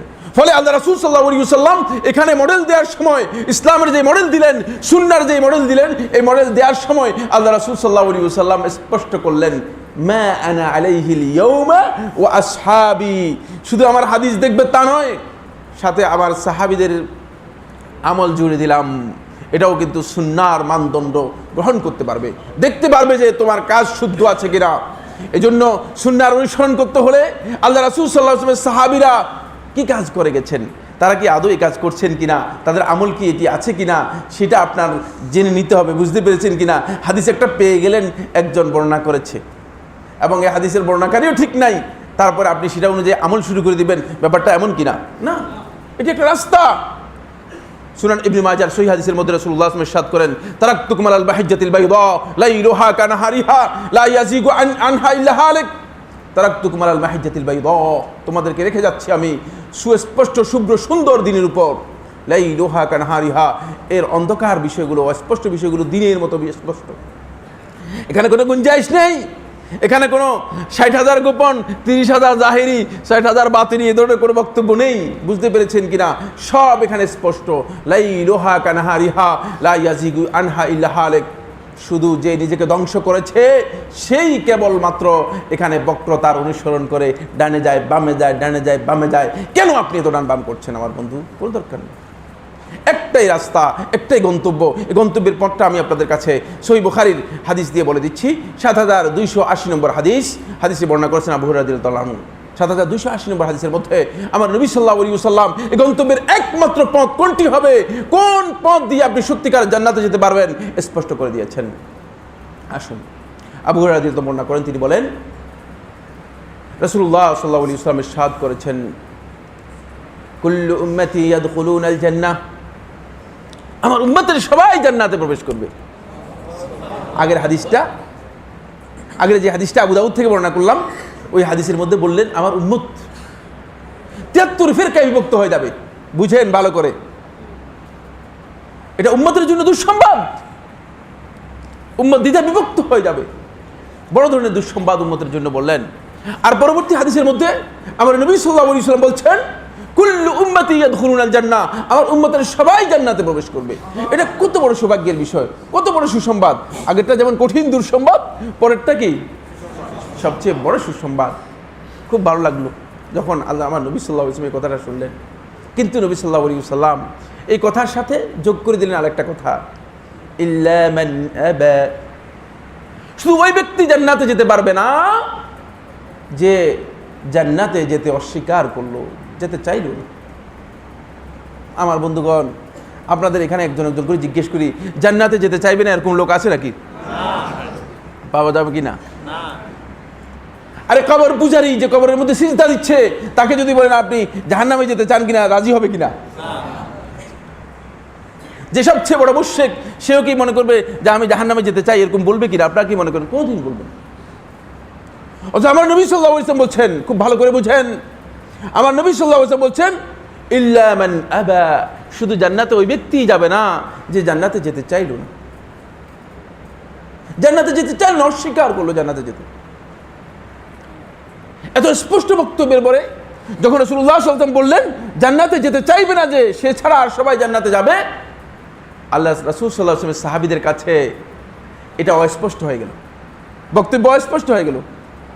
কারণ সাহাবীরা চিন্তা করলেন, উম্মতের মধ্যে এমন ব্যক্তি কোত্থেকে আসবে যে আবার জান্নাতে যেতে চাইবে না? এটা চিন্তায় আসে না। বুঝতে পেরেছেন? সাহাবীরা যারা জান্নাতের জন্য আল্লাহ রাসূল সাল্লাল্লাহু আলাইহি ওয়াসাল্লামের সামনে নিজেদের জীবনকে বিতরণ করে দিচ্ছেন, অস্ত্রের সামনে আল্লাহ রাসূল সাল্লাল্লাহু আলাইহি ওয়াসাল্লামের রক্ষা করার জন্য নিজের জীবন বিলিয়ে দিচ্ছেন, ওই সাহাবীরা চিন্তা করলেন যে উম্মতের মধ্যে এমন কোন ব্যক্তি আসবে যে জান্নাতে যেতেই চাইবে না। সুবহানাল্লাহ, কত স্পর্ধা! আমার বন্ধুগণ, আপনারা হয়তো মনে করতে পারেন যে সাইফুল্লাহ ভাই জান্নাতে যেতে চাইবে না, এরকম ব্যক্তি আমাদের মধ্যে নেই। যখন এই কিছুক্ষণ পরে আল্লাহ রাসূল সাল্লাল্লাহু আলাইহি ওয়াসাল্লাম বক্তব্যটি দিব, শত শত লোক বেরিয়ে আসবে যারা জান্নাতে যেতে চায় না, যারা প্রবৃত্তির অনুসরণকে আল্লাহ রাসূল সাল্লাল্লাহু আলাইহি ওয়াসাল্লামের হাদিসের অনুসরণের চেয়ে বেশি গুরুত্ব দিয়েছে, যারা নিজেদের ব্যক্তিগত বক্তব্যকে আল্লাহ রাসূল সাল্লাল্লাহু আলাইহি ওয়াসাল্লামের বক্তব্যের উপর প্রাধান্য দিয়েছে, তারা কিভাবে জান্নাতে যাবে? তাদের এই জান্নাতের পথে তারা আসেনি, তারা জান্নাতের পথে আসে। আমাকে একবার প্রশ্ন করেন, আমার লাইভ প্রোগ্রামের মধ্যে এনটিভিতে আমাকে প্রশ্ন করলেন, সাইফুল্লাহ ভাই আপনারা রাগ করবেন না, আমার বক্তব্যের সাথে দ্বিমত প্রশ্ন হতে পারে, কোনো অসুবিধা নেই, যে সাইফুল্লাহ ভাই আল্লাহ রাসূল সাল্লাল্লাহু আলাইহি ওয়াসাল্লামের বক্তব্য আর আমার পীর সাহেব হুজুরের বক্তব্য, এর মধ্যে কোনটাকে গ্রহণ করব? আমি হতবাক হলাম যে উম্মতের মধ্যে এমন ব্যক্তিও থাকতে পারে যাকে নিজের গোটা জীবন পর্যন্ত বিলিয়ে দেওয়ার জন্য জায়েজ রয়েছে আল্লাহ রাসূল সাল্লাল্লাহু আলাইহি ওয়াসাল্লাম ভালোবাসার জন্য, আর সেই ব্যক্তি এই প্রশ্ন করে যে রাসূল সাল্লাল্লাহু আলাইহি ওয়াসাল্লামের বক্তব্যের মধ্যে হুজুরের বক্তব্য প্রাধান্য পাবে না রাসূলের বক্তব্য প্রাধান্য পাবে, আমাদের কাছে প্রশ্ন করে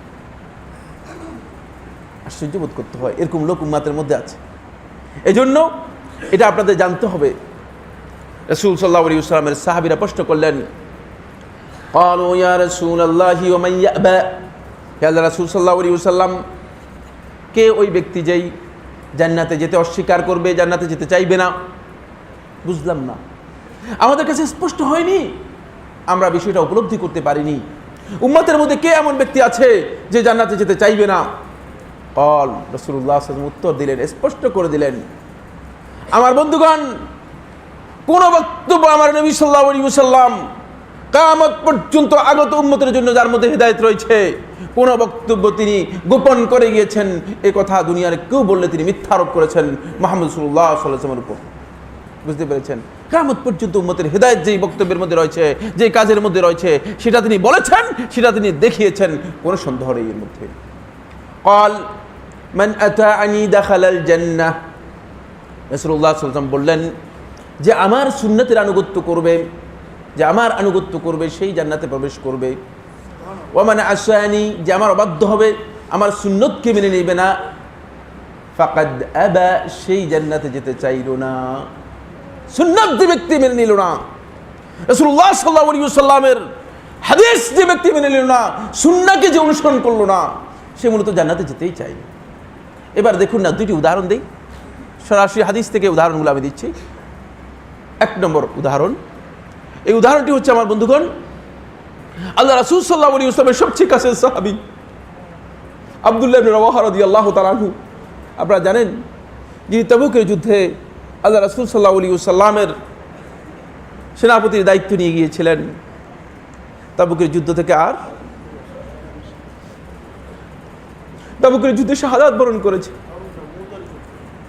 মুতার যুদ্ধে আল্লাহ রাসূল সাল্লাল্লাহু আলাইহি ওয়াসাল্লামের এই সাহাবী শাহাদাত বরণ করেছিলেন আব্দুল্লাহ ইবনে রাওয়াহা রাদিয়াল্লাহু তাআলা আনহু।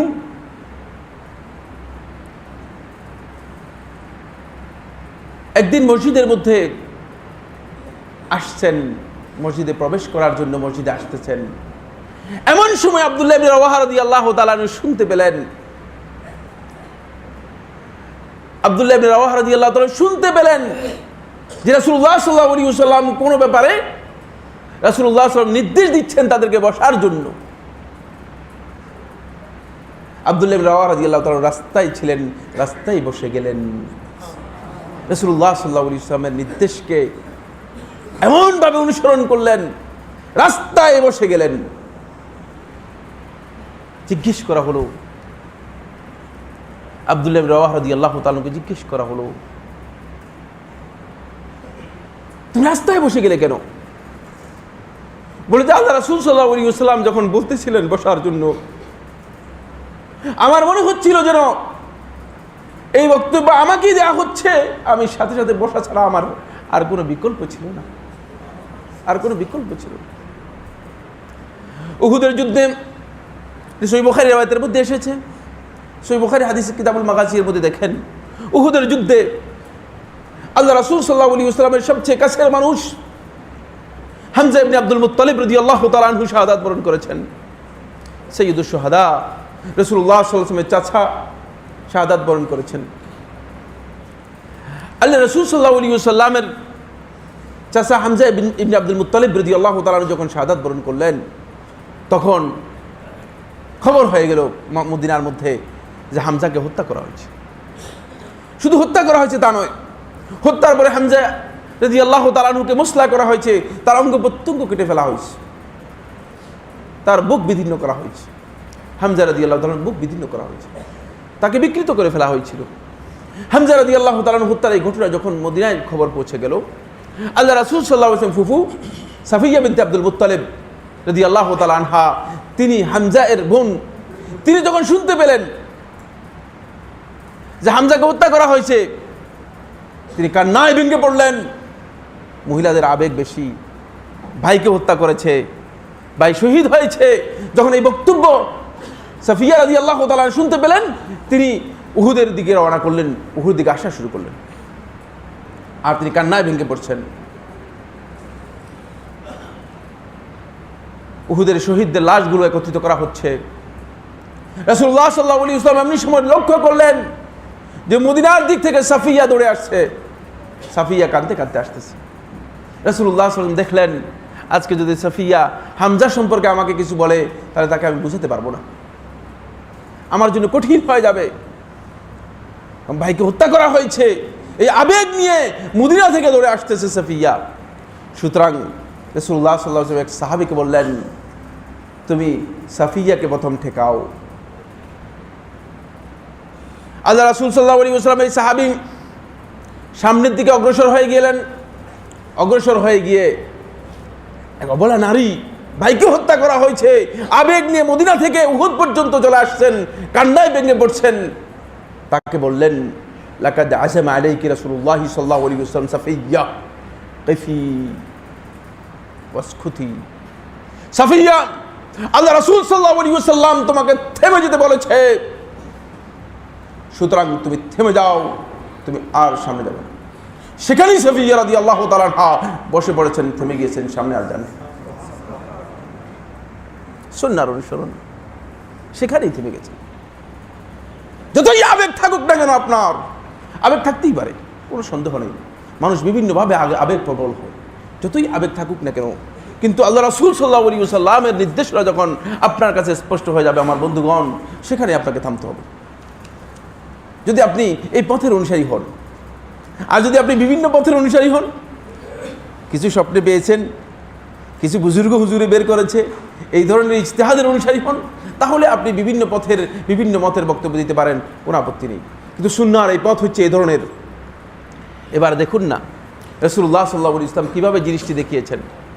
এটি বর্ণনা করেছেন জাবির ইবনে আব্দুল্লাহ রাদিয়াল্লাহু তাআলা, সহিহ মুসলিমের মধ্যে, সহিহ মুসলিমের হাদিস, জাবির ইবনে আব্দুল্লাহ রাদিয়াল্লাহু তাআলা বর্ণনা করেন। তিনি বলেন, রাসূলুল্লাহ সাল্লাল্লাহু আলাইহি ওয়াসাল্লাম বিদায় হয়েছে যখন, দীর্ঘ হাদিস, প্রায় 3 থেকে 3.5 পৃষ্ঠার হাদিস, বিদায় হয়ে বর্ণনা করেছেন জাবির রাদিয়াল্লাহু তাআলা। তিনি বলেন যে রাসূলুল্লাহ সাল্লাল্লাহু আলাইহি ওয়াসাল্লাম যখন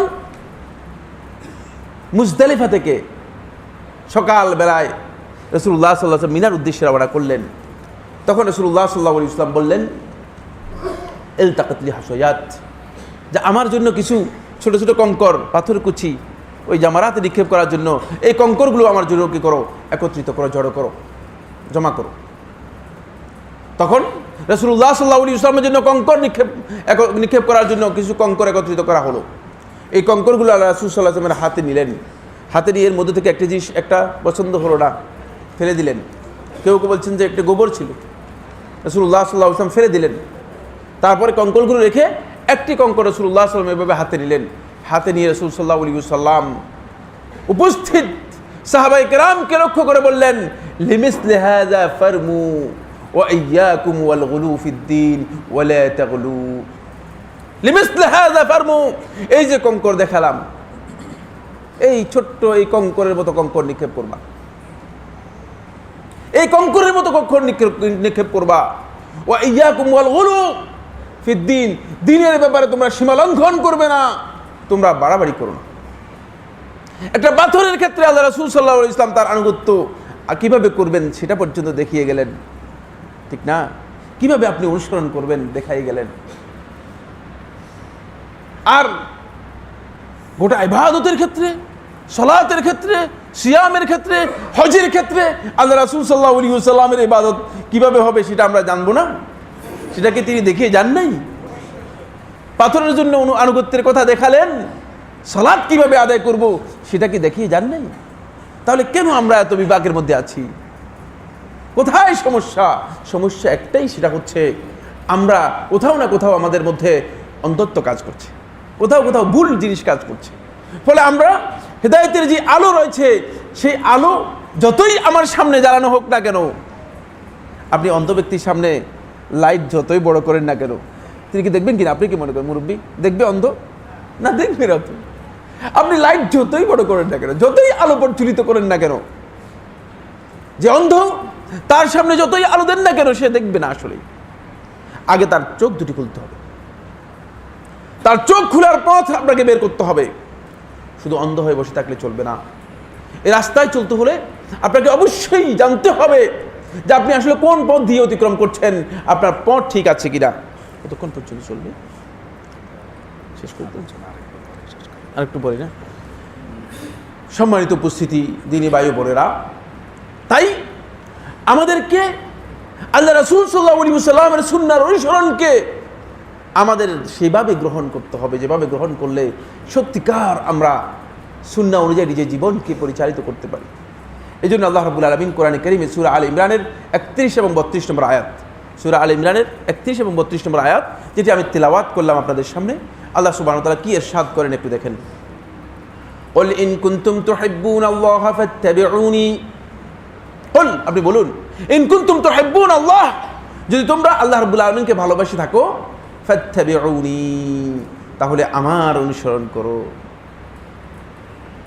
সুন্নাহর অনুসরণকে আল্লাহ রাব্বুল আলামিন আল্লাহর ভালোবাসার দলিল হিসেবে উল্লেখ করেছেন। এই আয়াতের মধ্যে তিনটি গুরুত্বপূর্ণ শিক্ষা রয়েছে। এক নম্বরের শিক্ষা হচ্ছে সুন্নাহর অনুসরণ যদি কোনো ব্যক্তি না করে তাহলে সে ব্যক্তি আল্লাহর ভালোবাসা করতে পারবে না, আল্লাহর ভালোবাসা দাবি করতে পারবে, আল্লাহর ভালোবাসা পাবে না। দুই নম্বর হচ্ছে আল্লাহর ভালোবাসার দলিল হচ্ছে রাসূলুল্লাহ সাল্লাল্লাহু আলাইহি ওয়াসাল্লামের সুন্নাহর অনুসরণ। সুন্নাহর অনুসরণ না হলে দলিল আপনি দিতে পারবেন না। আপনার জমিনের দলিল আছে না? জমিনের দলিল না থাকলে এটা জমিনের মালিকানা সাব্যস্ত হবে কিনা? সারা পৃথিবীর সমস্ত লোকেও সাক্ষ্য দিলে যদি কাগজ না থাকে তাহলে এটা মালিকানা কি হবে না? সাব্যস্ত।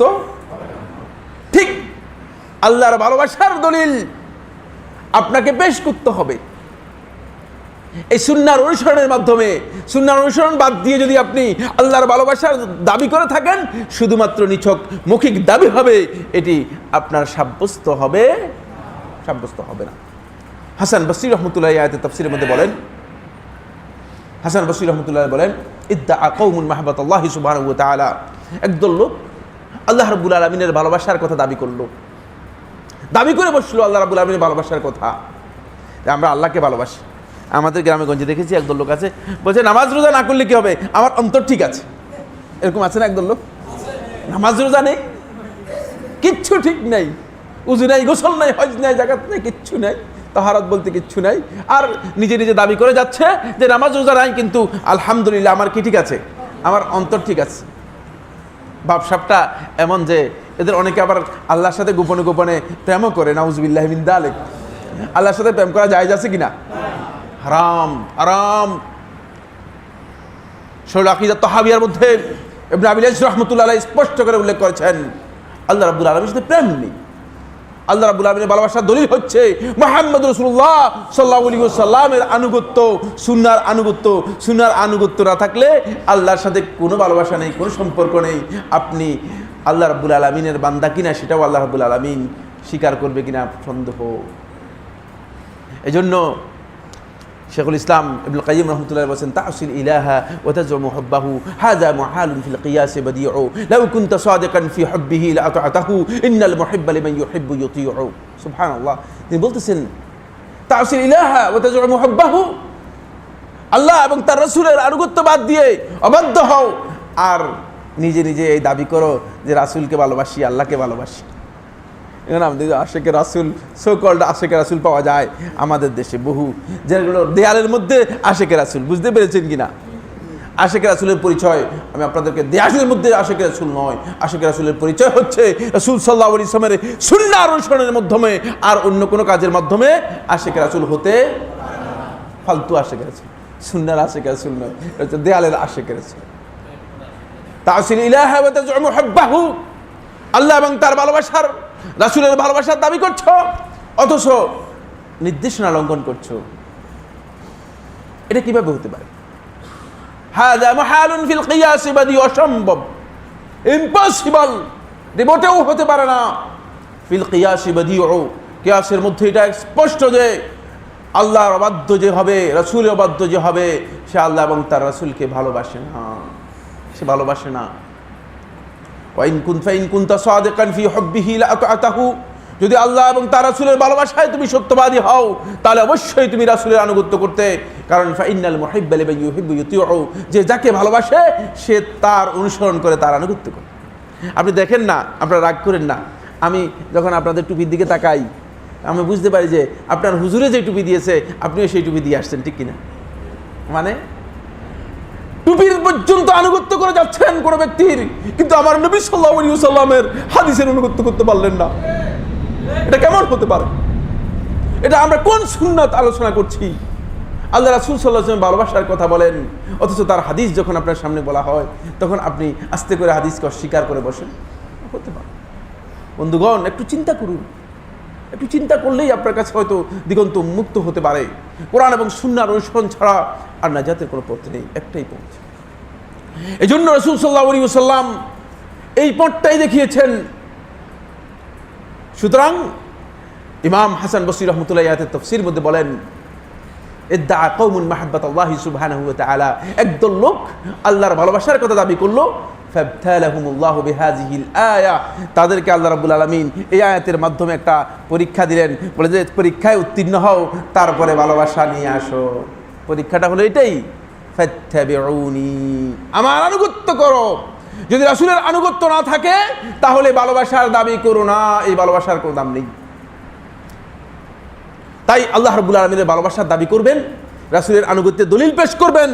আমার বন্ধু, আল্লাহ রাব্বুল আলামিন দুনিয়াতে আপনাকে একটি পুরস্কার দিবে এবং আখিরাতে আরেকটি পুরস্কার দিবে। সুবহানাল্লাহ। দুনিয়াতে নগদ পুরস্কার দিবে, আল্লাহ রাব্বুল আলামিন বলে দিচ্ছেন ইউহিব্বুকুমুল্লাহ, আল্লাহ রাব্বুল আলামিন আপনাকে ভালোবাসবে। এত বড় গ্যারান্টি আর কোনো কাজের মধ্যে আল্লাহ সুবহানাহু ওয়া তাআলা দেন নেই। আল্লাহ রাসূল সাল্লাল্লাহু আলাইহি ওয়াসাল্লামের সুন্নাহর আনুগত্য করলেই মূলত আল্লাহ রাব্বুল আলামিনের ভালোবাসা পাওয়া যাবে, অন্যথায় আল্লাহ রাব্বুল আলামিনের ভালোবাসা পাওয়া সম্ভব নয়। সুতরাং এটাকে সামনে রেখে শেখুল ইসলাম ইবনে তাইমিয়া রাহমাতুল্লাহি মাজমু ফাতাওয়ার মধ্যে উল্লেখ করেছেন, এবং তিনি আরেকটি কিতাব লিখেছেন, আল ফারকু বাইনা আউলিয়াই রহমান ওয়া আউলিয়াই শয়তান। ওলি দুই ধরনের, শয়তানের ওলি একদল আছে, আর এটা হচ্ছে রহমানের ওলি। এদের মধ্যে পার্থক্য কি, এই বিষয়ে একটা কিতাব লিখেছেন শেখুল ইসলাম আহমদ ইবনে আব্দুল হালিম ইবনে তাইমিয়া রাহমাতুল্লাহি আলাইহি। তিনি এই কিতাবের মধ্যে আলোচনা করেছেন, তিনি বলেছেন যে সুন্নাহর অনুসরণ যদি কোনো ব্যক্তি না করে কিয়ামত পর্যন্ত সে আল্লাহর ওলি হতে পারবে না। মিথ্যা কথা, সে আল্লাহর ওলি নয়। বুঝতে পেরেছেন কিনা? যদিও তাকে দেখতে পাচ্ছ তোমরা আকাশ দিয়ে উড়ে যাচ্ছে, যদিও তুমি তাকে দেখতে পাও যে অনেক বড় অগ্নিকুণ্ডের মধ্যে বসে আছে, বসে বসে হাসতেছে, তাহলেও তাকে তুমি আল্লাহর ওলি অস্বীকার করবে, সে আল্লাহর ওলি হতে পারে না, আল্লাহর ওলি হবে না। সুন্নাহর অনুসরণ এর মধ্যেই মূলত আল্লাহ রাব্বুল আলামিনের ভালোবাসা নিহিত রয়েছে। এজন্য আল্লাহ সুবহানাহু ওয়া তাআলা বলে দিয়েছেন, ওয়াল্লাযীনা আমানু আশাদ্দু হুব্বান লিল্লাহ, যারা ঈমানদার তারাই আল্লাহ রাব্বুল আলামিনকে সবচেয়ে বেশি ভালোবাসে। আল্লাহকে সবচেয়ে বেশি ভালোবাসে ঈমানদার ব্যক্তিরা। আপনি যদি এই ঈমান না থাকে তাহলে আপনি আল্লাহ সুবহানাহু ওয়া তাআলাকে সবচেয়ে বেশি ভালোবাসতে পারবেন না। আমার বন্ধুগণ, আল্লাহ রাসূলের ভালোবাসার দলিল হচ্ছে, শেষ কথা আর বাড়াবো না, প্রশ্ন দেখেছি যে প্রশ্ন বেড়ে যাচ্ছে, প্রশ্ন কমানোর জন্য আর প্রশ্ন নেবেন না, আর প্রশ্ন নেবেন না, যেতে হবে। মানে আমাদের সকাল থেকেই প্রোগ্রাম থাকে। তো বন্ধুগণ, যেটা বলতেছিলাম সেটি হলো এই, রাসূলুল্লাহ সাল্লাল্লাহু আলাইহি ওয়াসাল্লামের আনুগত্য রাসূল সাল্লাল্লাহু আলাইহি ওয়াসাল্লামের ভালোবাসার দলিল, ভালোবাসার দলিল। আনাস ইবনে মালিক রাদিয়াল্লাহু তাআলা বর্ণিত, মুসনাদ আহমদের এই হাদিসটি বলে শেষ করব। এই হাদিসটি সহিহ সনদে বর্ণনা করেছেন আনাস ইবনে মালিক রাদিয়াল্লাহু তাআলা। তিনি বলেন, আনাস রাদিয়াল্লাহু তাআলা বলেন যে আমার কাছে তরকারির মধ্যে সবচেয়ে খারাপ নিকৃষ্ট ঘৃণিত তরকারি ছিল লাউ।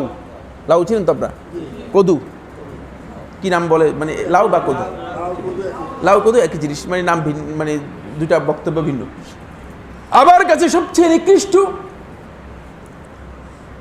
ইদাম ছিল, তরকারি ছিল, যেটা আমি পছন্দ করতাম না, মানে রুচিগত কারণে পছন্দ করতেন না, মানে এটা যে হারাম এই জন্য নয়, রুচিগত কারণে পছন্দ করতেন না, যে আমার কাছে অপছন্দ হতো, আমি এটা সবচেয়ে ঘৃণিত ছিল। একদিন রাসূল সাল্লাল্লাহু আলাইহি ওয়াসাল্লামকে উম্মে সুলাইম রাদিয়াল্লাহু তাআলা আনহা দাওয়াত দিলেন। উম্মে সুলাইম রাদিয়াল্লাহু তাআলা আনহা দাওয়াত দেওয়ার পরে রাসূলুল্লাহ সাল্লাল্লাহু আলাইহি ওয়াসাল্লাম এর সামনে গোশত সহ কদু রান্না করে দেওয়া হলো, কিছু গোশ কিছু কদু। রাসূল সাল্লাল্লাহু আলাইহি ওয়াসাল্লাম, এটি সহিহ বুখারীর মধ্যে কিছু অংশ রয়েছে, আমি যে নসটি বর্ণনা করতেছি এটি মুসনাদ আহমদের মধ্যে রয়েছে, সহিহ সনদে এসেছে। রাসূলুল্লাহ সাল্লাল্লাহু আলাইহি ওয়াসাল্লাম ওই যে কদুগুলো থেকে কিছু কিছু রাসূল সাল্লাল্লাহু আলাইহি ওয়াসাল্লাম বেছে বেছে কদুগুলো খেলেন।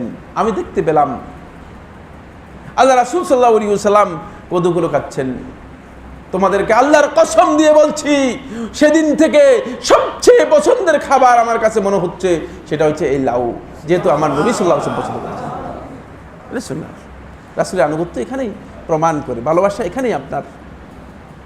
আপনি শুধুমাত্র মানে আমাদের একটা সুবিধা আছে, সেটা হচ্ছে আমরা দেশে আবিষ্কার করে নিয়েছি যে খাবারের পরে মিষ্টি খাওয়া, কারণ আলেমওয়ালারা নিজেদের সাইজ করার জন্য, আলেমরা রাগ করেন না আমার উপর, বলেন সাইফুল্লাহ আপনি আবার আমাদের বরবাদ করে দিচ্ছেন, মানে রাগ করেন না, নিজেদের সুবিধার জন্য। মাশাআল্লাহ, কোন সময় কোন কোন জিনিস খেলে মানে দাওয়াতে ভালো হবে, কোন জিনিস খাবারের পর আবার মিষ্টি, মানে রাসূল সাল্লাল্লাহু আলাইহি ওয়াসাল্লাম মিষ্টি পছন্দ করতেন, খাবারের পর একটু মিষ্টি দেন, জিলাপি টিলাপি ইত্যাদি, সুবিধার জন্য। কিন্তু সুন্নাতের ব্যাপারে যখন বলেন তখন আস্তে করে তিনি অস্বীকার করে যাচ্ছেন। আমার বন্ধুগণ, সুন্নাহকে অস্বীকার করে জান্নাতের কোনো পথ নেই, জান্নাতের পথ একটাই। এজন্য সমস্ত উলামায়ে কেরাম এই কথা বলেছেন, জান্নাতের পথ এবং নাজাতের পথ হচ্ছে একটাই, সেটা হচ্ছে সুন্নাহর উপর আপনি আরোহণ করতে হবে, সুন্নাহর উপর আপনাকে উঠতে হবে, সুন্নায় না উঠলে চলবে না। সর্বশেষ কথা ইমাম মালিক রাহমাতুল্লাহ বলেছেন, কত সুন্দর করে বলেছেন। ইমাম দারুল হিজরা নবী সাল্লাল্লাহু আলাইহি ওয়াসাল্লামের মসজিদের মধ্যে হাদিসের দার্স দিতেন। ইমাম মালিক রাহমাতুল্লাহ বলেছেন, আস-সুন্নাতু কাসাফিনাতি নূহ ফামান রাকাবাহা নাজা ওয়া মান লাম ইয়ারকাবহা হালাক। ইমাম মালিক রাহমাতুল্লাহ বলেন, সুন্নাহ হচ্ছে কাসাফিনাতি নূহ, নূহের কিস্তির মতো। নূহ আলাইহিস সালাতু কিস্তির কথা শুনেছেন না? বলছেন ফামান রাকিবাহা নাজা, নূহের কিস্তির মধ্যে যারা উঠেছে তারাই কি করেছে? নাজাত, তারাই নাজাত পেয়েছে। অন্যদের কোন নাজাত ছিল কিনা? নূহের ছেলে কিস্তি যে উঠতে পারেনি, এই কিস্তিতে যে আরোহণ করতে পারেনি সে নাজাত পায়নি। যে সুন্নায় উঠতে পারবে না, সত্যি কথা হচ্ছে তিনি নাজাত পাওয়াটা দুষ্কর, কঠিন, অত্যন্ত কঠিন। ফামান লাম ইয়ারকাবহা হালাক, যে সুন্নায় উঠতে পারলো না সে ধ্বংস হয়ে গেল। কারণ এই পথ দিয়ে মূলত আপনাকে বাড়ি দিতে হবে। জান্নাতের গন্তব্যে যদি কোনো ব্যক্তি পৌঁছতে চায়, কোনো বন্ধু পৌঁছতে চায়, তাহলে অবশ্যই এই পথ দিয়ে আমাদেরকে অগ্রসর হতে হবে। বন্ধুগণ, একটি কথা আপনাদেরকে বলেই শেষ করব, সেটা হচ্ছে এই, আজকে সবচেয়ে বড় দুর্ভাগ্যের বিষয় হচ্ছে এই, আমরা নিজেরা আলেম উলামাদের কাছ থেকে কথা শোনার জন্য সুযোগ পাই, পুরুষরা সুযোগ পায়, কিন্তু আমাদের বোনদেরকে, মহিলাদেরকে আমরা মসজিদ থেকে দূরে সরিয়ে নিয়ে গেছি, ঠিক কিনা? আমাদের উলামায়ে কেরামের ইজতিহাদ ইখতিলাফ রয়েছে এই মাসআলার মধ্যে, কিন্তু কেউ তো ইখতিলাফ করেন নাই যে মহিলারা বাজারে যেতে পারবে কি পারবে না, এটা তো কোনোদিন নিষেধ করলেন না। মহিলারা সিনেমা হলে যেতে পারবে কি পারবে না, এটা তো কোনোদিন নিষেধ করলেন না। মহিলারা আজকে বাজারে চলে যাচ্ছে, সিনেমা হলে চলে যাচ্ছে, বাইরে চলে যাচ্ছে, সেটার কিছু বললেন না। শুধু আপনি মহিলাদেরকে মসজিদ থেকে দূরে সরানোর জন্য চেষ্টা করলেন, কারণটা কি? হেদায়েত থেকে মাহরুম করার জন্য, হেদায়েত থেকে মাহরুম করার জন্য। আমার বোনদেরকে এভাবে আপনারা ইসলাম থেকে দূরে সরিয়ে রাখার কারণটা কি? ফলে দেখা গিয়েছে যে মহিলাদের মাধ্যমে মূলত সন্তানরা সত্যিকার জন্ম থেকে হেদায়েত লাভ করতে পারবে, ঠিক না? জন্ম থেকে আল্লাহর কথা, রাসূলের কথা, রাসূলের ভালোবাসা মায়ের কোল থেকে শিখতে পারবে। সেই মায়ের কোল থেকে মূলত তারা ইসলামের কথা জানে না, তারা উল্টাপাল্টা আগডুম বাগডুম কি আছে, যেগুলো আমাদের বইয়ের মধ্যে আছে ফালতু কথা, যেগুলোর কোনো অর্থ নেই, যেগুলো ইসলামী চিন্তাধারার সাথে কোনো মিল নেই, যেগুলো ইসলামিক কালচারের সাথে কোনো মিল নেই, সেগুলো আজকে শেখানো হচ্ছে, ঠিক কিনা? এদেরকে আপনারা মাহরুম করে দিলেন, ঠিক না?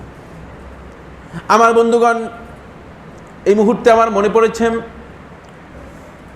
আল ইসহাবের মধ্যে ইবনে হাজার আসকালানী রাহমাতুল্লাহ উল্লেখ করেছেন, আল্লাহ রাসূল সাল্লাল্লাহু আলাইহি ওয়াসাল্লামের সাহাবিয়া উম্মি শুরাইক গাজিয়া বিনতে জাবির ইবনে হাকিম আল আসাদিয়্যা রাদিয়াল্লাহু তাআলা আনহা সম্পর্কে এই মহিলার দাওয়াতের মাধ্যমে তার সম্প্রদায়ের, তার কওমের সমস্ত লোক ইসলাম গ্রহণ করেছে, বলেন সুবহানাল্লাহ। সুতরাং মহিলাদেরকে আপনারা এত দূরে সরিয়ে দিচ্ছেন কেন?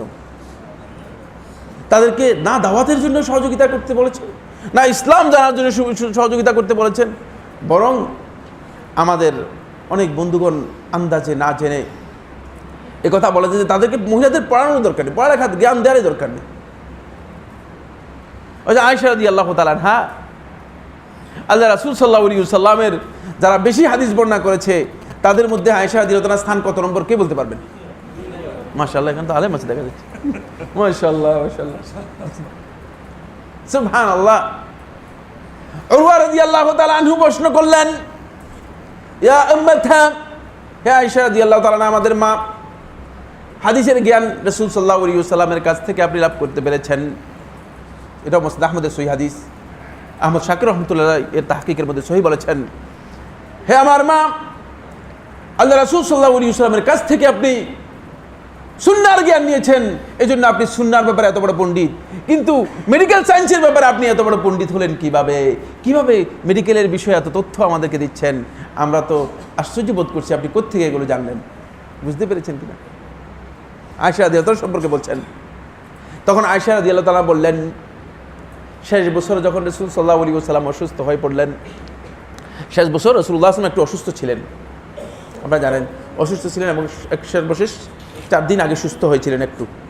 রাসূলুল্লাহ সাল্লাল্লাহু আলাইহি ওয়াসাল্লাম যখন অসুস্থ হয়ে পড়লেন, আরবের বিভিন্ন অঞ্চল থেকে বেদুইনরা যখন আসতো তখন তারা বিভিন্ন ওষুধের কথা বলতো, এই ওষুধ সেই ওষুধ, এই ওষুধ সেই ওষুধ, এই কাজের জন্য এই ওষুধ, এই কাজের জন্য এই ওষুধ। ঘরের মধ্যে থাকতেন কে? আয়েশা রাদিয়াল্লাহু তাআলা, যেহেতু তার ঘরের মধ্যে রাসূলুল্লাহ সাল্লাল্লাহু আলাইহি ওয়াসাল্লাম ছিলেন। আয়েশা রাদিয়াল্লাহু তাআলা শুনতেন, শুনে আয়েশা রাদিয়াল্লাহু তাআলা এই ওষুধের এই যে স্বাভাবিক জ্ঞানগুলো রয়েছে সেগুলো পর্যন্ত তার কাছে জানা হয়ে গিয়েছিল, সেগুলো তিনি বর্ণনা করেছেন। আর কেন আমাদের বোনদেরকে ইসলাম থেকে আমরা দূরে সরিয়ে নিয়েছি? তাদেরকে ইসলাম জানার জন্য সুযোগ করে দিন, তাহলে আমাদের এই উম্মার মধ্যে আপনি যদি সহযোগিতা না করতে পারেন তাহলে আপনার স্ত্রী সহযোগিতা করবে। তাহলে ইসলাম থেকে আমাদের সন্তান থেকে আমরা দূরে সরাতে দেব না, দূরে সরে যাবে না। কিন্তু আজকে ইসলাম থেকে দূরে সরে যাওয়ার কারণ হচ্ছে যে আমরা নিজেরা কিছু ইসলামের কথা বলি, তাও কেউ কেউ ইসলামকে আবার নির্ধারণ করে নিয়েছে, দাঁড়িয়ে দাঁড়িয়ে সাদা হলে তারপরে ইসলাম করবে, আগে কিছুদিন উল্টাপাল্টা একটু করে নিই। আল্লাহকে বুঝান না, কে আপনাকে এই শরৎ দিয়েছে, দাড়ির শরৎ? এই আল্লাহকে এইভাবে বুঝানোর কোনো সুযোগ নেই। আমার আল্লাহ সুবহানাহু ওয়া তাআলা তো আপনাকে দেখছেন, আপনার ইন্টেনশন দেখছে, আপনার ইন্টেনশনের উপর আপনাকে আল্লাহ সুবহানাহু ওয়া তাআলা আপনাকে সেই যাজা দেবেন, সেই শাস্তি দেবেন। সুতরাং এই চিন্তা করবেন না। আমরা সবাই আল্লাহ রাসূল সাল্লাল্লাহু আলাইহি ওয়াসাল্লামের সুন্নাহর যাতে অনুসারী হতে পারি, আল্লাহ রাব্বুল আলামিন আমাদের সবাইকে তৌফিক দান করবেন। সম্মানিত বন্ধুগণ, আমাদের এই আলোচনা আসলে দীর্ঘ আলোচনা, শুধু কয়েকটি পয়েন্টে আমি আপনাদের সাথে দৃষ্টি আকর্ষণ করলাম, আর অনেক দীর্ঘ বক্তব্য রয়েছে এই বিষয় সম্পর্কে। শুধু এতটুকু বলতে চাই, রাসূলুল্লাহ সাল্লাল্লাহু আলাইহি ওয়াসাল্লামের কোনো বিষয় যখন সুন্নাহ প্রমাণিত হবে তাহলে তার উপর ওয়াজিব হচ্ছে সুন্নাহ অনুসরণ করা। এ বিষয়ে ইমাম শাফি রহমতুল্লাহ বলেছেন, ইমাম শাফি রহমতুল্লাহ থেকে সহিহ সনদে বর্ণিত হয়েছে, তিনি বলেন, মান ইস্তাবানাত লাহু সুন্নাতু রাসূলিল্লাহি সাল্লাল্লাহু আলাইহি ওয়াসাল্লাম ফি মাসআলা, কোনো একটা মাসআলার ব্যাপারে যখন কোনো ব্যক্তির কাছে রাসূল সাল্লাল্লাহু আলাইহি ওয়াসাল্লামের সুন্নাত স্পষ্ট হয়ে যাবে, ফালা ইয়াহিল্লু লাহু আন ইয়াত্তাবিআ গায়রাহা, তার জন্য অন্য কিছুর অনুসরণ করা জায়েজ নেই। এটি মুজমা আলাইহি মাসআলা, একেবারে ইজমা নকল করেছেন ইমাম শাফি রহমতুল্লাহ আলাইহি। সুতরাং আমরা একটু চিন্তা করি, আল্লাহ সুবহানাহু ওয়া তাআলা আমাদের সবাইকে চিন্তা করার তৌফিক দান করুন। হাযা ওয়া সাল্লাল্লাহু আলা নবিয়িনা মুহাম্মদ ওয়া আলা আলিহি ওয়া আসহাবিহি ওয়া সাল্লাম। আলহামদুলিল্লাহ, শাইখ অত্যন্ত সুন্দরভাবে ইত্তেবাউস সুন্নাহর উপরে আমাদেরকে গুরুত্বপূর্ণ আলোচনা করলেন। এই পর্যায়ে আমরা কয়েকটি প্রশ্নের উত্তর শুনবো, এর মাধ্যমে ইনশাআল্লাহ আমাদের আজকের প্রোগ্রাম শেষ হবে, এরপরে সালাতুল ইশা জামাত হবে ইনশাআল্লাহ। প্রথম আমরা যে বিষয়টি জানতে চাইব সেটি হলো, শাইখ দীর্ঘ অনেক বছর মদিনাতে অবস্থান করেছেন, মদিনায় পড়াশোনা করেছেন, ইসলামিক ইউনিভার্সিটি মদিনা মুনাওয়ারাতে। সেখানে তিনি অনার্স করেছেন, মাস্টার্স করেছেন, পিএইচডি করেছেন। তো আমাদের কাছে অনেকেই এই বিষয়ে জানতে চান যে মদিনার ওলামায়ে কেরামদের ব্যাপারে আমাদের দেশে এখন বিভিন্ন রকমের কথাবার্তা আমরা শুনি। বলা হয় যে মদিনার আলেমদের জ্ঞান নাই, কেউ কেউ বলে যে মদিনার আলেমরা কিছু জানে না, বাংলাদেশের আলেমেরাই সব জানে, বাংলাদেশের আলেমেরাই অনেক বড় বড় আলেম। তো শাইখ তো মদিনার অনেক ওলামায়ে কেরামদের সাথে শাইখের দেখা হয়েছে, তাদের থেকে পড়াশোনা করেছেন। মদিনার ওলামায়ে কেরামদের থেকেই আমরা মূলত যে সহি আকীদার কথা বলতেছি, আমরা তো এটা মদিনা থেকেই পেয়েছি। তো শাইখের কাছে প্রথমে জানতে চাইবো যে মদিনার যে ওলামায়ে কেরাম আছেন বর্তমানে, তাদের ইলমি অবস্থান কি, এটা একটু আমাদেরকে প্রথমে ধারণা দেন। শুকরান, জাযাকুমুল্লাহ খায়র। অত্যন্ত গুরুত্বপূর্ণ প্রশ্ন করেছেন। তো প্রথম যে কথাটি আমি আপনাদের সামনে বলবো সেটা হচ্ছে, আমরা অনেকেই জানি রাসূলুল্লাহ সাল্লাল্লাহু আলাইহি ওয়াসাল্লাম যেই শহরে হিজরত করেছেন, যেই শহরের নামকরণ মূলত রাসূলুল্লাহ সাল্লাল্লাহু আলাইহি ওয়াসাল্লাম হিজরতের মাধ্যমে হয়েছে, মদিনাতুর রাসূল, রাসূলের শহর। মদিনা মানে আপনারা এটা মনে করেন না যে মদিনার নাম, মদিনা শব্দ হচ্ছে শহর আরবিতে, এর নাম হচ্ছে মদিনাতুর রাসূল, রাসূলের শহর। রাসূল সাল্লাল্লাহু আলাইহি ওয়াসাল্লাম হিজরত করার পর এর মর্যাদা বৃদ্ধি পেয়েছে। এই শহরটি মূলত এর মর্যাদা রাসূলুল্লাহ সাল্লাল্লাহু আলাইহি ওয়াসাল্লাম এ বিষয়ের উপর অসংখ্য হাদিসের মধ্যে এর ফজিলতের কথা উল্লেখ করেছেন, একটি দুটি নয়। এটা আজকে রাত নয়, এই রাত সহ আগামী রাত সহ আলোচনা করলেও শেষ হবে না। এ বিষয়ে একটি কিতাব লেখা হয়েছে, ফাদাইলুল মদিনা আন-নববিয়্যাহ, অনেক বড়, প্রায় 800 পৃষ্ঠার কিতাব। মদিনা বিশ্ববিদ্যালয় বিষয়ে তাহকিক হয়েছে। যে হাদিসগুলোর মধ্যে রাসূলুল্লাহ সাল্লাল্লাহু আলাইহি ওয়াসাল্লাম মদিনার ফজিলতের কথা উল্লেখ করেছেন। আমি শুধু একটি হাদিস বলবো, যে হাদিসটি বুখারী রাহমাতুল্লাহ বলেছেন। রাসূলুল্লাহ সাল্লাল্লাহু আলাইহি ওয়াসাল্লাম ইরশাদ করেন, ইন্নাল ঈমানা লা ইয়ারজু ইলাল মাদিনাতি কামা তারজুল হাইয়াতু ইলা জুহরিহা। যে ঈমান এর যে দাওয়াত রয়েছে, দাওয়াত সারা পৃথিবীতে যখন বিচ্ছুরিত হবে, সারা পৃথিবীতে যখন প্রসার লাভ করবে, কিয়ামতের আগে আবার এটি সংকুচিত হতে থাকবে। সারা পৃথিবী থেকে সংকুচিত হতে হতে কিয়ামতের শেষ পর্যন্ত সর্বশেষ ঈমান বর্তমান থাকবে শুধুমাত্র মদিনাতে, আর কোথাও না। সাপের উদাহরণ দিয়েছেন রাসূল সাল্লাল্লাহু আলাইহি ওয়াসাল্লাম। সাপ যেমন গর্তের মধ্যে ফিরে আসে, ঠিক মদিনাতে আবার ফিরে আসবে। এই হাদিসের ব্যাখ্যার মধ্যে হাফেজ ইবনে বাত্তার রাহমাতুল্লাহ আলাইহি, হাফেজ ইবনে রজব রাহমাতুল্লাহ আলাইহি সবাই উল্লেখ করেছেন। রাসূলুল্লাহ সাল্লাল্লাহু আলাইহি ওয়াসাল্লাম এখানে ইঙ্গিত দিয়েছেন, ইসলামের যে সহি বক্তব্য, সহি ধারা, ঈমানের যে ধারা রাসূলুল্লাহ সাল্লাল্লাহু আলাইহি ওয়াসাল্লাম রেখে গেছেন, সেটা কিয়ামত পর্যন্ত অবিকৃতভাবে বর্তমান থাকবে মদিনাতে শুধু। এটি মদিনার সবচেয়ে বড় ফজিলতের বিষয়। সেই বিষয়টি আমি সাইফুল্লাহ যদি বাংলাদেশ থেকে মদিনাতে না যেতাম, 18 বছর মদিনা ইউনিভার্সিটিতে ছিলাম, যদি মদিনাতে 18 বছর না থাকতাম, তাহলে আমার কাছে উপলব্ধ হতো না, আমি বুঝতে পারতাম না। সেখানে আমরা যে সমস্ত আলেমদের সামনে আমরা বসেছি, যাদের সামনে আমরা শেয়ার করেছি, আলোচনা করেছি, যাদের দার্স নিয়েছি, এদের মধ্যে এত যুগশ্রেষ্ঠ আলেমরা রয়েছেন যে এর মধ্যে আমার এক উস্তাদ শেখ মোহাম্মদ মুখতার হাফিজাহুল্লাহ তাআলা, তিনি এই যুগের শ্রেষ্ঠ ফকিহ। এ কথা যদি এক বাক্যে বলা হয় তাহলে অতিরিক্ত হবে না, অতিরঞ্জন হবে না। এত বড় আলেম, কতগুলো মুতুন তার যে মুখস্থ আছে, যারা আলেম আছেন তারা বলতে পারেন মুতুন কাকে বলা হয়। কতগুলো মুতুন যে তার মুখস্থ আছে তিনিও বলতে পারবেন না। বুঝতে পেরেছেন কিনা? এত বিশাল জ্ঞানের অধিকারী এক একজন আলেমের সামনে আমাদের এখানকার আলেমদের প্রশ্নই আসলে তুলনা করা, এরা কিছুই না, এরা মিসকিন হয়ে যাবে। বরং মিসকিন নয়, এক সময় আমাদের এক বন্ধু বলছিলেন, তিনি, আপনি বাংলাদেশে খতিবে বাঙ্গাল নামে লকব দেওয়া হয়েছিল একজন আলেমকে, নাম বলবো না, আপনার হয়তো ভুল বুঝতে পারেন। তিনি যখন হজে গেলেন, তখন তিনি মদিনা ইউনিভার্সিটিতে গেলেন, ছাত্রদেরকে বললেন, বাবা আমি তো বাংলাদেশের খতিবে বাঙ্গাল, কিন্তু এখানে শুধু তরকারি বাজার থেকে তরকারি কিনতে পারতেছি না। তরকারি কেনার মতো যে আরবি বলা দরকার সেটাও বলতে পারতেছে না। কারণ হচ্ছে মানে আপনার সেই এখানে আমরা সবচেয়ে বড় সমস্যা সেটা হলো আমরা কোরআন এবং হাদিসের চর্চা করি, কিন্তু আমাদের ভাষায় আমাদের ইচ্ছা মতো চর্চা করছি। আল্লাহ রাসূল সাল্লাল্লাহু আলাইহি ওয়াসাল্লামের ভাষায় আরবিতেও আমাদের দুর্বলতা রয়েছে।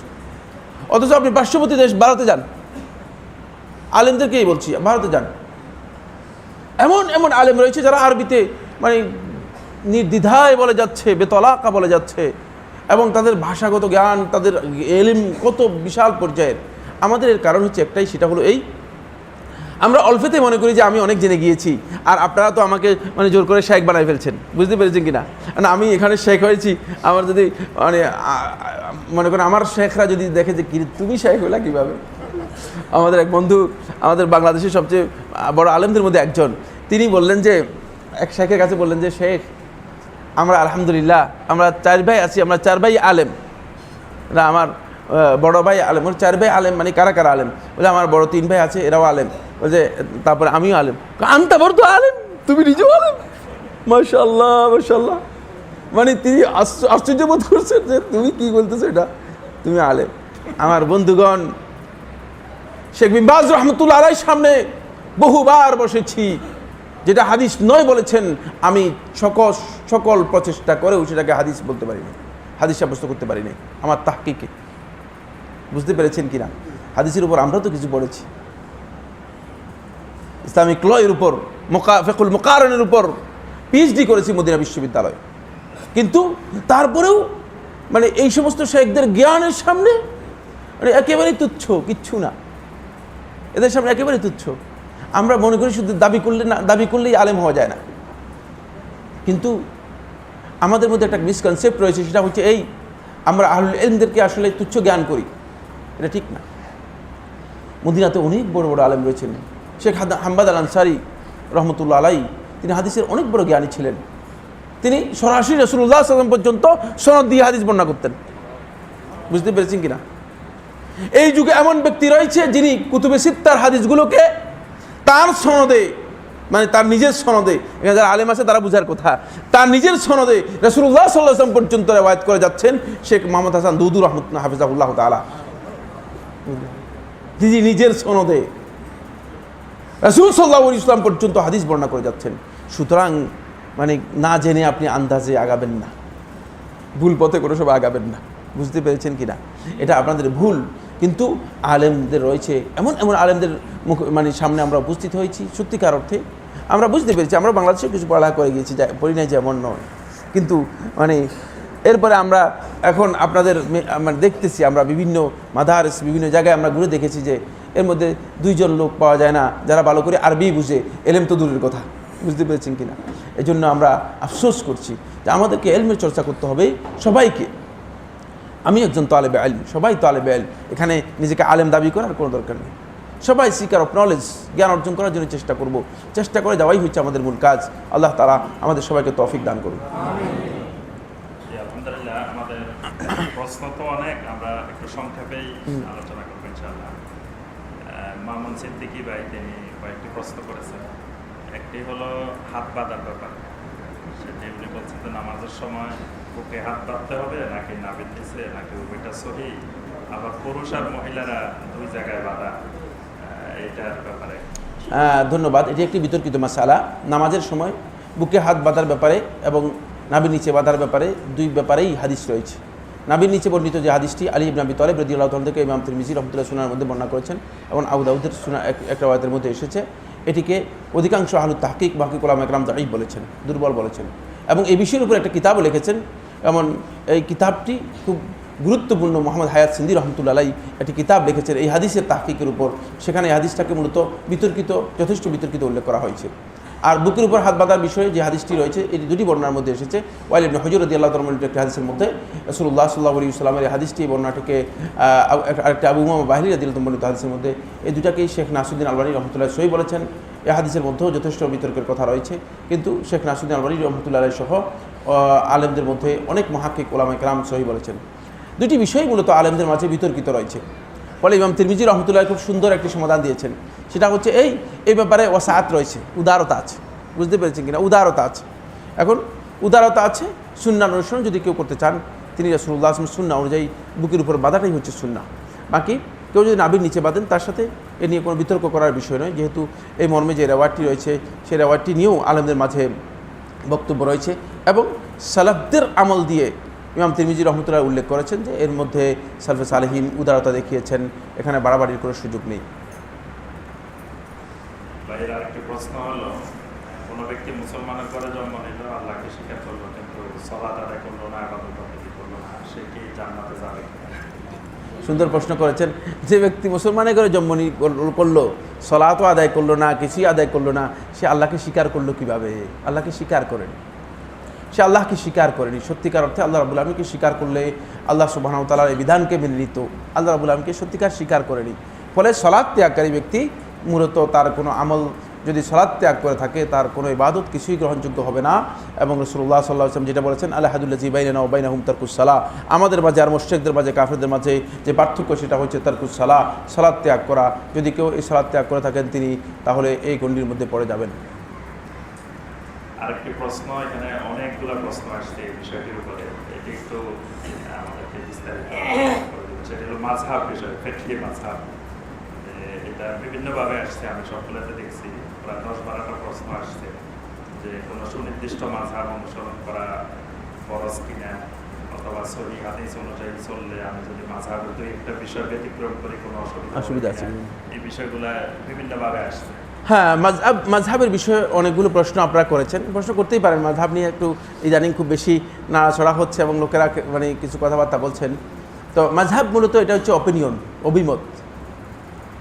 আমার অভিমত, আপনার অভিমত, এই অভিমতকে মাযহাব বলা হয় থাকে। মাযহাবটা এটা দিন নয়, খেয়াল রাখবেন। মাযহাবকে দিন হিসেবে যদি কেউ বুঝে থাকেন তিনি ভুল বুঝেছেন। মাযহাব দিন নয়, দিন হচ্ছে ইসলাম, মাযহাবটা হচ্ছে অপিনিয়ন। অনেক উলামায়ে কেরাম যখন আইম্মাতুল ইজতিহাদ ইমামগঞ্জ যখন আসলেন তখন সবাই ইজতিহাদ করেছেন। ইজতিহাদ করার পরে তারা অপিনিয়ন দিয়েছেন এবং তাদের এই অপিনিয়নটুকু মূলত ইজতিহাদের মাধ্যমে তারা অপিনিয়ন দিয়েছেন কোরআন এবং হাদিসের আলোকে। সেই ক্ষেত্রে একজন ব্যক্তি তিনি যখন কোনো আলেমের এবং অপিনিয়নকে গ্রহণ করবেন তাকে একটা জিনিস দেখতে হবে, সেটা হচ্ছে যদি তার কাছে জানার সুযোগ থাকে এটি কোরআন এবং হাদিস অনুযায়ী যথাযথ কিনা। কোরআন হাদিস অনুযায়ী যদি যথাযথ না হয়ে থাকে তাহলে যেটি কোরআন হাদিস অনুযায়ী যথাযথ সেটাকেই মেনে নেবেন। আর যদি তিনি মনে করেন যে না, কোরআন হাদিস অনুযায়ী এই বক্তব্য ঠিক আছে, তাহলে তিনি কোনো ব্যক্তির অপিনিয়ন গ্রহণ করতে কোনো অসুবিধা নেই। এটি শরীয়তের কোনো বিধানের মধ্যে আসবে না, কারণ শরীয়ত পরিপূর্ণ হয়ে যাওয়ার পর শরীয়তের মডেল আমি বলে দিয়েছি। মডেল তো ওই দিন, আল ইয়াউমা, আজকের দিনে। কথা কি বুঝছেন কিনা? এই দিনের মডেল দেওয়া হয়েছে। এই জন্য ইমাম মালিক রহমতুল্লাহ বলেছেন, মা লাম ইয়াকুন মিনাদ-দীন আল ইয়াউম, ওই সেই দিন যেটি দিনের মধ্যে ছিল না, লা ইয়াকুনু মিনাদ-দীন আবাদান, সেটি কোনো দিন দিনের মধ্যে আর হবে না। দিনের মধ্যে সেটাকে আর কেউ অন্তর্ভুক্ত করতে পারবে না। দিনকে তো রাসূলুল্লাহ সাল্লাল্লাহু আলাইহি ওয়াসাল্লাম স্পষ্ট করেছেন, আল ইয়াউমা আকমালতু লাকুম দীনাকুম, আজকের এই দিনে তোমাদের দিনকে পরিপূর্ণ করেছি। সুতরাং দিন পরিপূর্ণ হওয়ার পরে ফরজ, ওয়াজিব, নফল, সুন্নত কারো বক্তব্যের মাধ্যমে সাব্যস্ত হওয়ার কোনো সুযোগ। কে ফরজ করেছে, কত সালে ফরজ করেছে, এসব প্রশ্নের কোনো উত্তর নেই, ফালতু কথা। এটি ফরজ, ওয়াজিব, সুন্নত, নফল কিচ্ছু না। এটি কোনো ব্যক্তির ইচ্ছাধীন বিষয়, তিনি অনুসরণ করতে পারেন। আর তিনি অনুসরণ করার ক্ষেত্রে যদি দুই একটা সহিহ হাদিসের আমল করেন তাহলে তিনি মাযহাব থেকে বের হয়ে যাবেন না, ভুল কথা। মাযহাবের ইমামগণ স্পষ্ট করেছেন। ইবনে আবিদিন রহমতুল্লাহ, আপনি ফতোয়ার মধ্যে দেখেন, ফতোয়া শামির মধ্যে দেখেন, ইবনে আবিদিন রহমতুল্লাহ ফতোয়া শামির মধ্যে বিষয়টি উল্লেখ করেছেন, স্পষ্ট করে উল্লেখ করেছেন। কোনো মাসআলার মধ্যে যদি আপনি কোনো ব্যাপারে আপনার কোরআন এবং হাদিসের কোনো বক্তব্য মনে হয় যে এটি মানে মনোভূত হয়, সেটা আপনি গ্রহণ করতে পারেন, কোনো অসুবিধা নেই। আরেকটি কথা, সেটা হচ্ছে এই যেটা রাসূল সাল্লাল্লাহু আলাইহি ওয়াসাল্লাম ফরজ করলেন না, সাহাবীদের ফরজ করার কোনো মানে বিষয় নাই, তারপরে সাহাবীরা কেউ ফরজ করলেন না, যেটা তাবিঈরা ফরজ করলেন না, তাহলে কি আপনি বলেন ইমাম হানিফা রহমতুল্লাহ ফরজ করেছেন? ইমাম রহমতুল্লাহ কি বলেছেন বলবো? আমাদের সময় নেই, এই জন্য একটা বিষয় আলোচনা সারা রাত করার বিষয়, বুঝতে পেরেছেন কিনা? আপনারা যে প্রশ্ন করেছেন প্রত্যেকটা প্রশ্নের উত্তর সারা রাতের প্রশ্নের উত্তর। ইমাম আবু হানিফা রহমতুল্লাহ বলেছেন, হারামুন আলা মান লাম ইয়ারিফ দালিলি আন ইফতিয়া বিকাউলি, হারাম ওই ব্যক্তির উপর, মান লাম ইয়ারিফ দালিলি, যে আমার দলিল জানে না, আন ইফতিয়া বিকাউলি, সে আমার বক্তব্য দিয়ে ফতোয়া দিবে, হারাম করে দিয়ে গেছেন। সুতরাং আপনি ফরজ করতেছেন কোন জিনিসকে? যেটা ইমাম রহমতুল্লাহ আলাইহি হারাম করে দিয়েছেন সেটাকে। এরপর তিনি আরও স্পষ্ট করেছেন, কারণ হতে পারে ভুল বিভ্রান্তি আসতে পারে। ইবনে আবেদিন তার হাসিয়ার মধ্যে উল্লেখ করেছেন, প্রথম খণ্ডের 68 নম্বর পৃষ্ঠার মধ্যে স্পষ্ট করে উল্লেখ করেছেন, তিনি বলেছেন ইজা সাহাল হাদিসু ফাহুয়া মাযহাবি, যখন সহিহ হাদিস পাওয়া যাবে সেটা আমার মাযহাব। আল্লাহ আউলাইল ইমাম, এই ইমামরা ইমাম আবু হানিফা রাহমাতুল্লাহ, ইমাম শাফি, ইমাম মালিক, ইমাম আহমদ, এরা আমাদের মাথার উপর, এদেরকে সম্মান করি আমরা। এরা কেউ ভুল করে যাননি, আমরা নিজেদের ভুল নিজেরা করতেছি, কারণ আমরা নিজেরা ফরজ তৈরি করি। তো 130 ফরজের প্রথম 4 ফরজ কি কি, প্রথম 8 ফরজ কি কি বলেন তো, কে বলতে পারবেন? 4 মাযহাব, 4 কুরসি, এগুলো ফরজ করলো কে? ফরজ তো আমরা নিজেরা তৈরি করি। আমরা নিজেদের তৈরি করা ফরজের কারণে আমাদের ক্ষতিগ্রস্ত হচ্ছি, বুঝতে পেরেছেন কিনা? আল্লাহ এবং তার রাসূলের তৈরি করা ফরজ না, ইমামদের দেখানো পথ না, এটা মূলত আমাদের প্রবৃত্তির পথ। ইমামদের উপর মিথ্যাচার করছি আমরা, এটা ঠিক না। বরং সত্য কথা হচ্ছে এই, আপনারা যদি কেউ মাযহাবের কোরআন এবং হাদিসের আলোকে অনুসরণ করতে চান করতে পারেন, কিন্তু কোনো আলেমকে আপনারা হেয় করবেন না, তুচ্ছ করবেন না, গালিগালাজ করবেন না, খবরদার, তাহলে ক্ষতিগ্রস্ত হবে। কারণ ইমামদের মর্যাদা ক্ষুণ্ণ করার কোনো সুযোগ নেই। শেখুল ইসলাম ইবনে তাইমিয়া রাহমাতুল্লাহ আলাইহি যারা আলেম আছেন তাদেরকে বলছি, 18 নম্বর খণ্ডের মধ্যে দেখেন, মাজমু ফাতাওয়ার 18 নম্বর খণ্ডের মধ্যে তিনি এই বিষয়ে বিস্তারিত আলোচনা করেছেন যে এই উম্মাতের সমস্ত লোকেরা তাদের ব্যাপারে সাক্ষ্য দিয়েছে, তাদের সত্যায়ন করেছে তাদের বিষয়গুলো নিয়ে, তাদের আদালতের বিষয়ে, তাদের ইজতিহাদের বিষয়ে। সুতরাং এটাকে তুচ্ছ জ্ঞান করার কোনো সুযোগ নেই। যারা তুচ্ছ জ্ঞান করছেন তারা না জেনে করছেন, আন্দাজে করছেন, এলেম না থাকার কারণে করছেন। প্রশ্ন হলো চলবে না, মাথায় টুপি ব্যবহার করা, এবং এটি আমাকে এর আগেও কয়েকজন জানতে চাইছেন।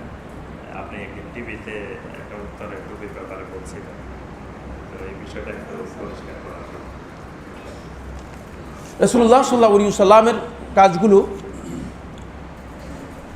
ইমাম শাতিবী রহমতুল্লাহ আলাইহি মুওয়াফাকাতের মধ্যে উল্লেখ করেছেন। রাসূলুল্লাহ সাল্লাল্লাহু কাজগুলো 13 প্রকার। এবার বুঝতে পারছেন তো, যদি আমি এটা আলোচনা করি তাহলে আজকে আর শেষ হলো না। তোর মধ্যে এক সংক্ষেপে বলতে পারবো না, সংক্ষিপ্ত বিষয় বুঝবেন না, বুঝতে পেরেছেন কিনা? এগুলো এত কঠিন, এগুলো সাবজেক্টিভ বিষয়, এগুলো মানে আন্দাজ অনুমানের আলোচনা নয়, বুঝতে পেরেছেন? তোর মধ্যে একটি বিষয় হচ্ছে যেই সমস্ত কাজগুলো রাসূলুল্লাহ সাল্লাল্লাহু আলাইহি ওয়াসাল্লাম প্রকৃতিগতভাবে করেছেন, রাসূলুল্লাহ সাল্লাল্লাহু আলাইহি ওয়াসাল্লাম ইবাদত হিসেবে করেন নাই, প্রকৃতিগতভাবে করেছেন যে সমস্ত কাজগুলো রয়েছে, তার মধ্যে পোশাক পরিচ্ছেদ অন্তর্ভুক্ত। রাসূল সাল্লাল্লাহু আলাইহি ওয়াসাল্লাম নিজে কোনো সময় জামা কাপড় সেলাই করেন নাই, কোনো হাদিস দ্বারা সাব্যস্ত হয় নাই। জামা কাপড় বিভিন্ন জায়গা থেকে সেলাই করে আসা হতো, রাসূলুল্লাহ সাল্লাল্লাহু আলাইহি ওয়াসাল্লাম সেলাই করা পরেছেন, বুঝতে পেরেছেন কিনা? রাসূলুল্লাহ সাল্লাল্লাহু আলাইহি ওয়াসাল্লাম নিজে টুপি তৈরি করেন নাই কখনো। রাসূলুল্লাহ সাল্লাল্লাহু আলাইহি ওয়াসাল্লাম সেই হাদিস দ্বারা সাব্যস্ত হয়েছে রাসূল সাল্লাল্লাহু আলাইহি ওয়াসাল্লাম বুর্নুস পরেছেন। বুর্নুস হচ্ছে এক প্রকারের টুপি, যেটি মানে গাউন সহ মাথার উপরে লম্বা করে দেওয়া হয়। এটা আমাদের বাংলাদেশে নেই, বাংলাদেশে এর কোনো আকার নেই। রাসূলুল্লাহ সাল্লাল্লাহু আলাইহি ওয়াসাল্লাম আমরা যে টুপি পরে থাকি, এই ধরনের কোনো টুপি পরেছেন কিনা রাসূলুল্লাহ সাল্লাল্লাহু আলাইহি ওয়াসাল্লাম সুন্নাহর কোনো বইয়ের মধ্যে নেই, কোনো হাদিসের কোনো সহিহ কিতাবের মধ্যে নেই। একটি হাদিস ইমাম তিরমিজি রাহমাতুল্লাহ তাআলা সুনানের মধ্যে বর্ণনা করেছেন আবু কাবশা আন-নামিরি থেকে, আবু কাবশা নুমাইরি থেকে, নামিরি নয় নুমাইরি, আবার শুদ্ধ করে নিচ্ছি, আবু কাবশা নুমাইরি থেকে এই হাদিসটি বর্ণনা করেছেন ইমাম তিরমিজি রাহমাতুল্লাহ আলাইহি। এটা শুধুমাত্র রাসূল সাল্লাল্লাহু আলাইহি ওয়াসাল্লামের সাহাবীদের টুপির কথা ইঙ্গিত করা হচ্ছে। কানা কিমামু আসহাবি রাসূলিল্লাহি সাল্লাল্লাহু আলাইহি ওয়াসাল্লাম বুতহা, রাসূল সাল্লাল্লাহু আলাইহি ওয়াসাল্লামের সাহাবীদের টুপির কথা উল্লেখ করছেন যে তাদের মাথার মধ্যে তারা যে টুপি দিতেন এই টুপিগুলো বোথা ছিল। বোথা এর ব্যাখ্যা কি, এটা নিয়ে বিতর্ক হয়েছে। কেউ কেউ বলছেন বোথা হচ্ছে মাথার সাথে লেগে থাকতো, আর কেউ বলছে মাথার সে অনেক বড় হতো। তাহলে বোঝা গেল যে এটার ব্যাখ্যাও জানা নেই, বুঝতে পেরেছেন কিনা? এরপরে ইমাম তিরমিজি রাহমাতুল্লাহ আলাইহি নিজে বর্ণনা করে বলতেছেন এই হাদিসটা যে মানে এটা হাদিস নয়, রাসূল সাল্লাল্লাহু আলাইহি ওয়াসাল্লাম থেকে বর্ণনা করে নাই, এটা হচ্ছে মওকুফ বর্ণনা। এই মওকুফ বর্ণনাটি করলাম হাযা মুনকারুন, এটি মুনকার, গর্হিত, নিজেই বলে দিয়েছেন গর্হিত। এই রাওয়ায়াত মূলত রাসূল সাল্লাল্লাহু আলাইহি ওয়াসাল্লাম থেকে সহিহ সনদে একটাও আসেনি। কিন্তু যুগ যুগ ধরে সালফে সালেহিন, এটা আজকে এই মাসালা আজকেও দেখতেছিলাম আমি, এই মাসালার উপর আজকে অন্তপক্ষে 50টি কিতাব পড়েছি, একটি দুটি না। কেন পড়ছি তাও জানি না, মানে আসতেছিলাম সময়টা কাজে লাগানোর জন্য পড়তেছিলাম, বুঝতে পেরেছেন কিনা? তার মধ্যে মানে এই মাসআলার উপর এটা দেখতে পেলাম যে মূলত সালফে সালেহিনদের মধ্যে সাহাবীরা যেটা পছন্দ করতেন সেটা হচ্ছে সাহাবীরা মাথা ঢেকে রাখা, মাথার মধ্যে টুপি, মাথার মধ্যে পাগড়ি বা দেয়া ইত্যাদিকে পছন্দ করতেন। রাসূলুল্লাহ সাল্লাল্লাহু আলাইহি ওয়াসাল্লাম পাগড়ি ব্যবহার করেছেন, সহিহ হাদিস দ্বারা সাব্যস্ত হয়েছে। কিন্তু পাগড়ি ছাড়া শুধু টুপি ব্যবহার করেছেন কোনো হাদিস দ্বারা প্রমাণিত হয়নি। কেউ যদি পাগড়ি ব্যবহার করেন তাহলে তিনি পাগড়ি ব্যবহার করতে পারেন। সেই পাগড়ির ব্যাপারে উমদাতুল কারির মধ্যে উমদাতুল কারিয়ের মধ্যে স্পষ্ট করে উল্লেখ করা হয়েছে আল ইমামাতু মিন তিজানিল আরব। ইমামা মানে পাগড়ি, মিন তিজানিল আরব মানে আরবদের একটা টুপির মধ্যে অন্তর্ভুক্ত। এই যে আরবদের টুপির মধ্যে অন্তর্ভুক্ত হওয়ার কারণে এটাকে তারা আদাতের মধ্যে অন্তর্ভুক্ত করেছেন। আপনারা যারা মাদ্রাসায় পড়েছেন বলতে পারবেন, নুরুল আনোয়ার দেখেন, নুরুল আনোয়ারের মধ্যে এগুলোকে উল্লেখ করা হয়েছে, মানে সুনানুজ জাওয়ায়েদের মধ্যে উল্লেখ করে তার মধ্যে উদাহরণ দেওয়া হয়েছে রাসূল সাল্লাল্লাহু আলাইহি ওয়াসাল্লামের পোশাক পরিচ্ছদ। এগুলো আমরা আদাতের মধ্যে মনে করে থাকি। এই আদাতগুলো যদি কেউ রাসূলুল্লাহ সাল্লাল্লাহু আলাইহি ওয়াসাল্লামের আনুগত্য অনুসরণ করার জন্য করে তাহলে সওয়াব পাবে। বুঝতে পেরেছেন কিনা? সওয়াবটা হবে তাআসসিয়ান বিরাসূল সাল্লাল্লাহু আলাইহি ওয়াসাল্লাম, রাসূলের আনুগত্যের কারণে, ওই বস্তুর কারণে নয়। কারণ বস্তু রাসূল সাল্লাল্লাহু আলাইহি ওয়াসাল্লাম নির্দিষ্ট করে দেন নাই। বুঝতে পেরেছেন বস্তুকে? কারণ পোশাক যদি রাসূল সাল্লাল্লাহু আলাইহি ওয়াসাল্লাম নির্দিষ্ট করে দিতেন, যদি বাঙালিদের জন্য পাঞ্জাবি করে দিতেন, তাহলে বাঙালিরা রাগ হয়ে বলতে যে পাঞ্জাবের পোশাক পরবো না, মানবো না, ঠিক একটা বিদ্রোহ তৈরি হতো। আর যদি আরবদের জন্য অনারবদের পোশাক করে দিতেন, আরবরা বলতো অনারবদের পোশাক পরবো না। রাসূল সাল্লাল্লাহু আলাইহি ওয়াসাল্লাম ইসলামটা কিয়ামত পর্যন্ত আগত মানুষের সাথে যাতে সামঞ্জস্যপূর্ণ হতে পারে। বুঝতে পেরেছেন কিনা? এই জন্য ইসলামকে সকল প্রকার আঞ্চলিকতা থেকে, সকল প্রকার সংকীর্ণতা থেকে বিচ্ছিন্ন করে ইসলামকে ওয়াইড করেছেন, প্রশস্ত করেছেন। এর জন্য কোড দিয়েছেন, সিস্টেম দিয়েছেন। সেই কোড আপনাদেরকে জানতে হবে, কোড ফলো করতে হবে। কিন্তু রাসূল সাল্লাল্লাহু আলাইহি ওয়াসাল্লামের মানে টুপি পরার বিষয়টি নিয়ে যে বক্তব্যগুলো এসেছে সেগুলো একটার মাধ্যমে সুন্নাহ হাদিস সাব্যস্ত হয়নি। এটি যদি কেউ পড়েন তিনি এমনি আদাত হিসেবে গ্রহণ করতে পারেন। আমরা যেমন ওলামায়ে কেরামরা এই দেশের মানে পছন্দ করেছেন আলেমরা টুপি পরেন।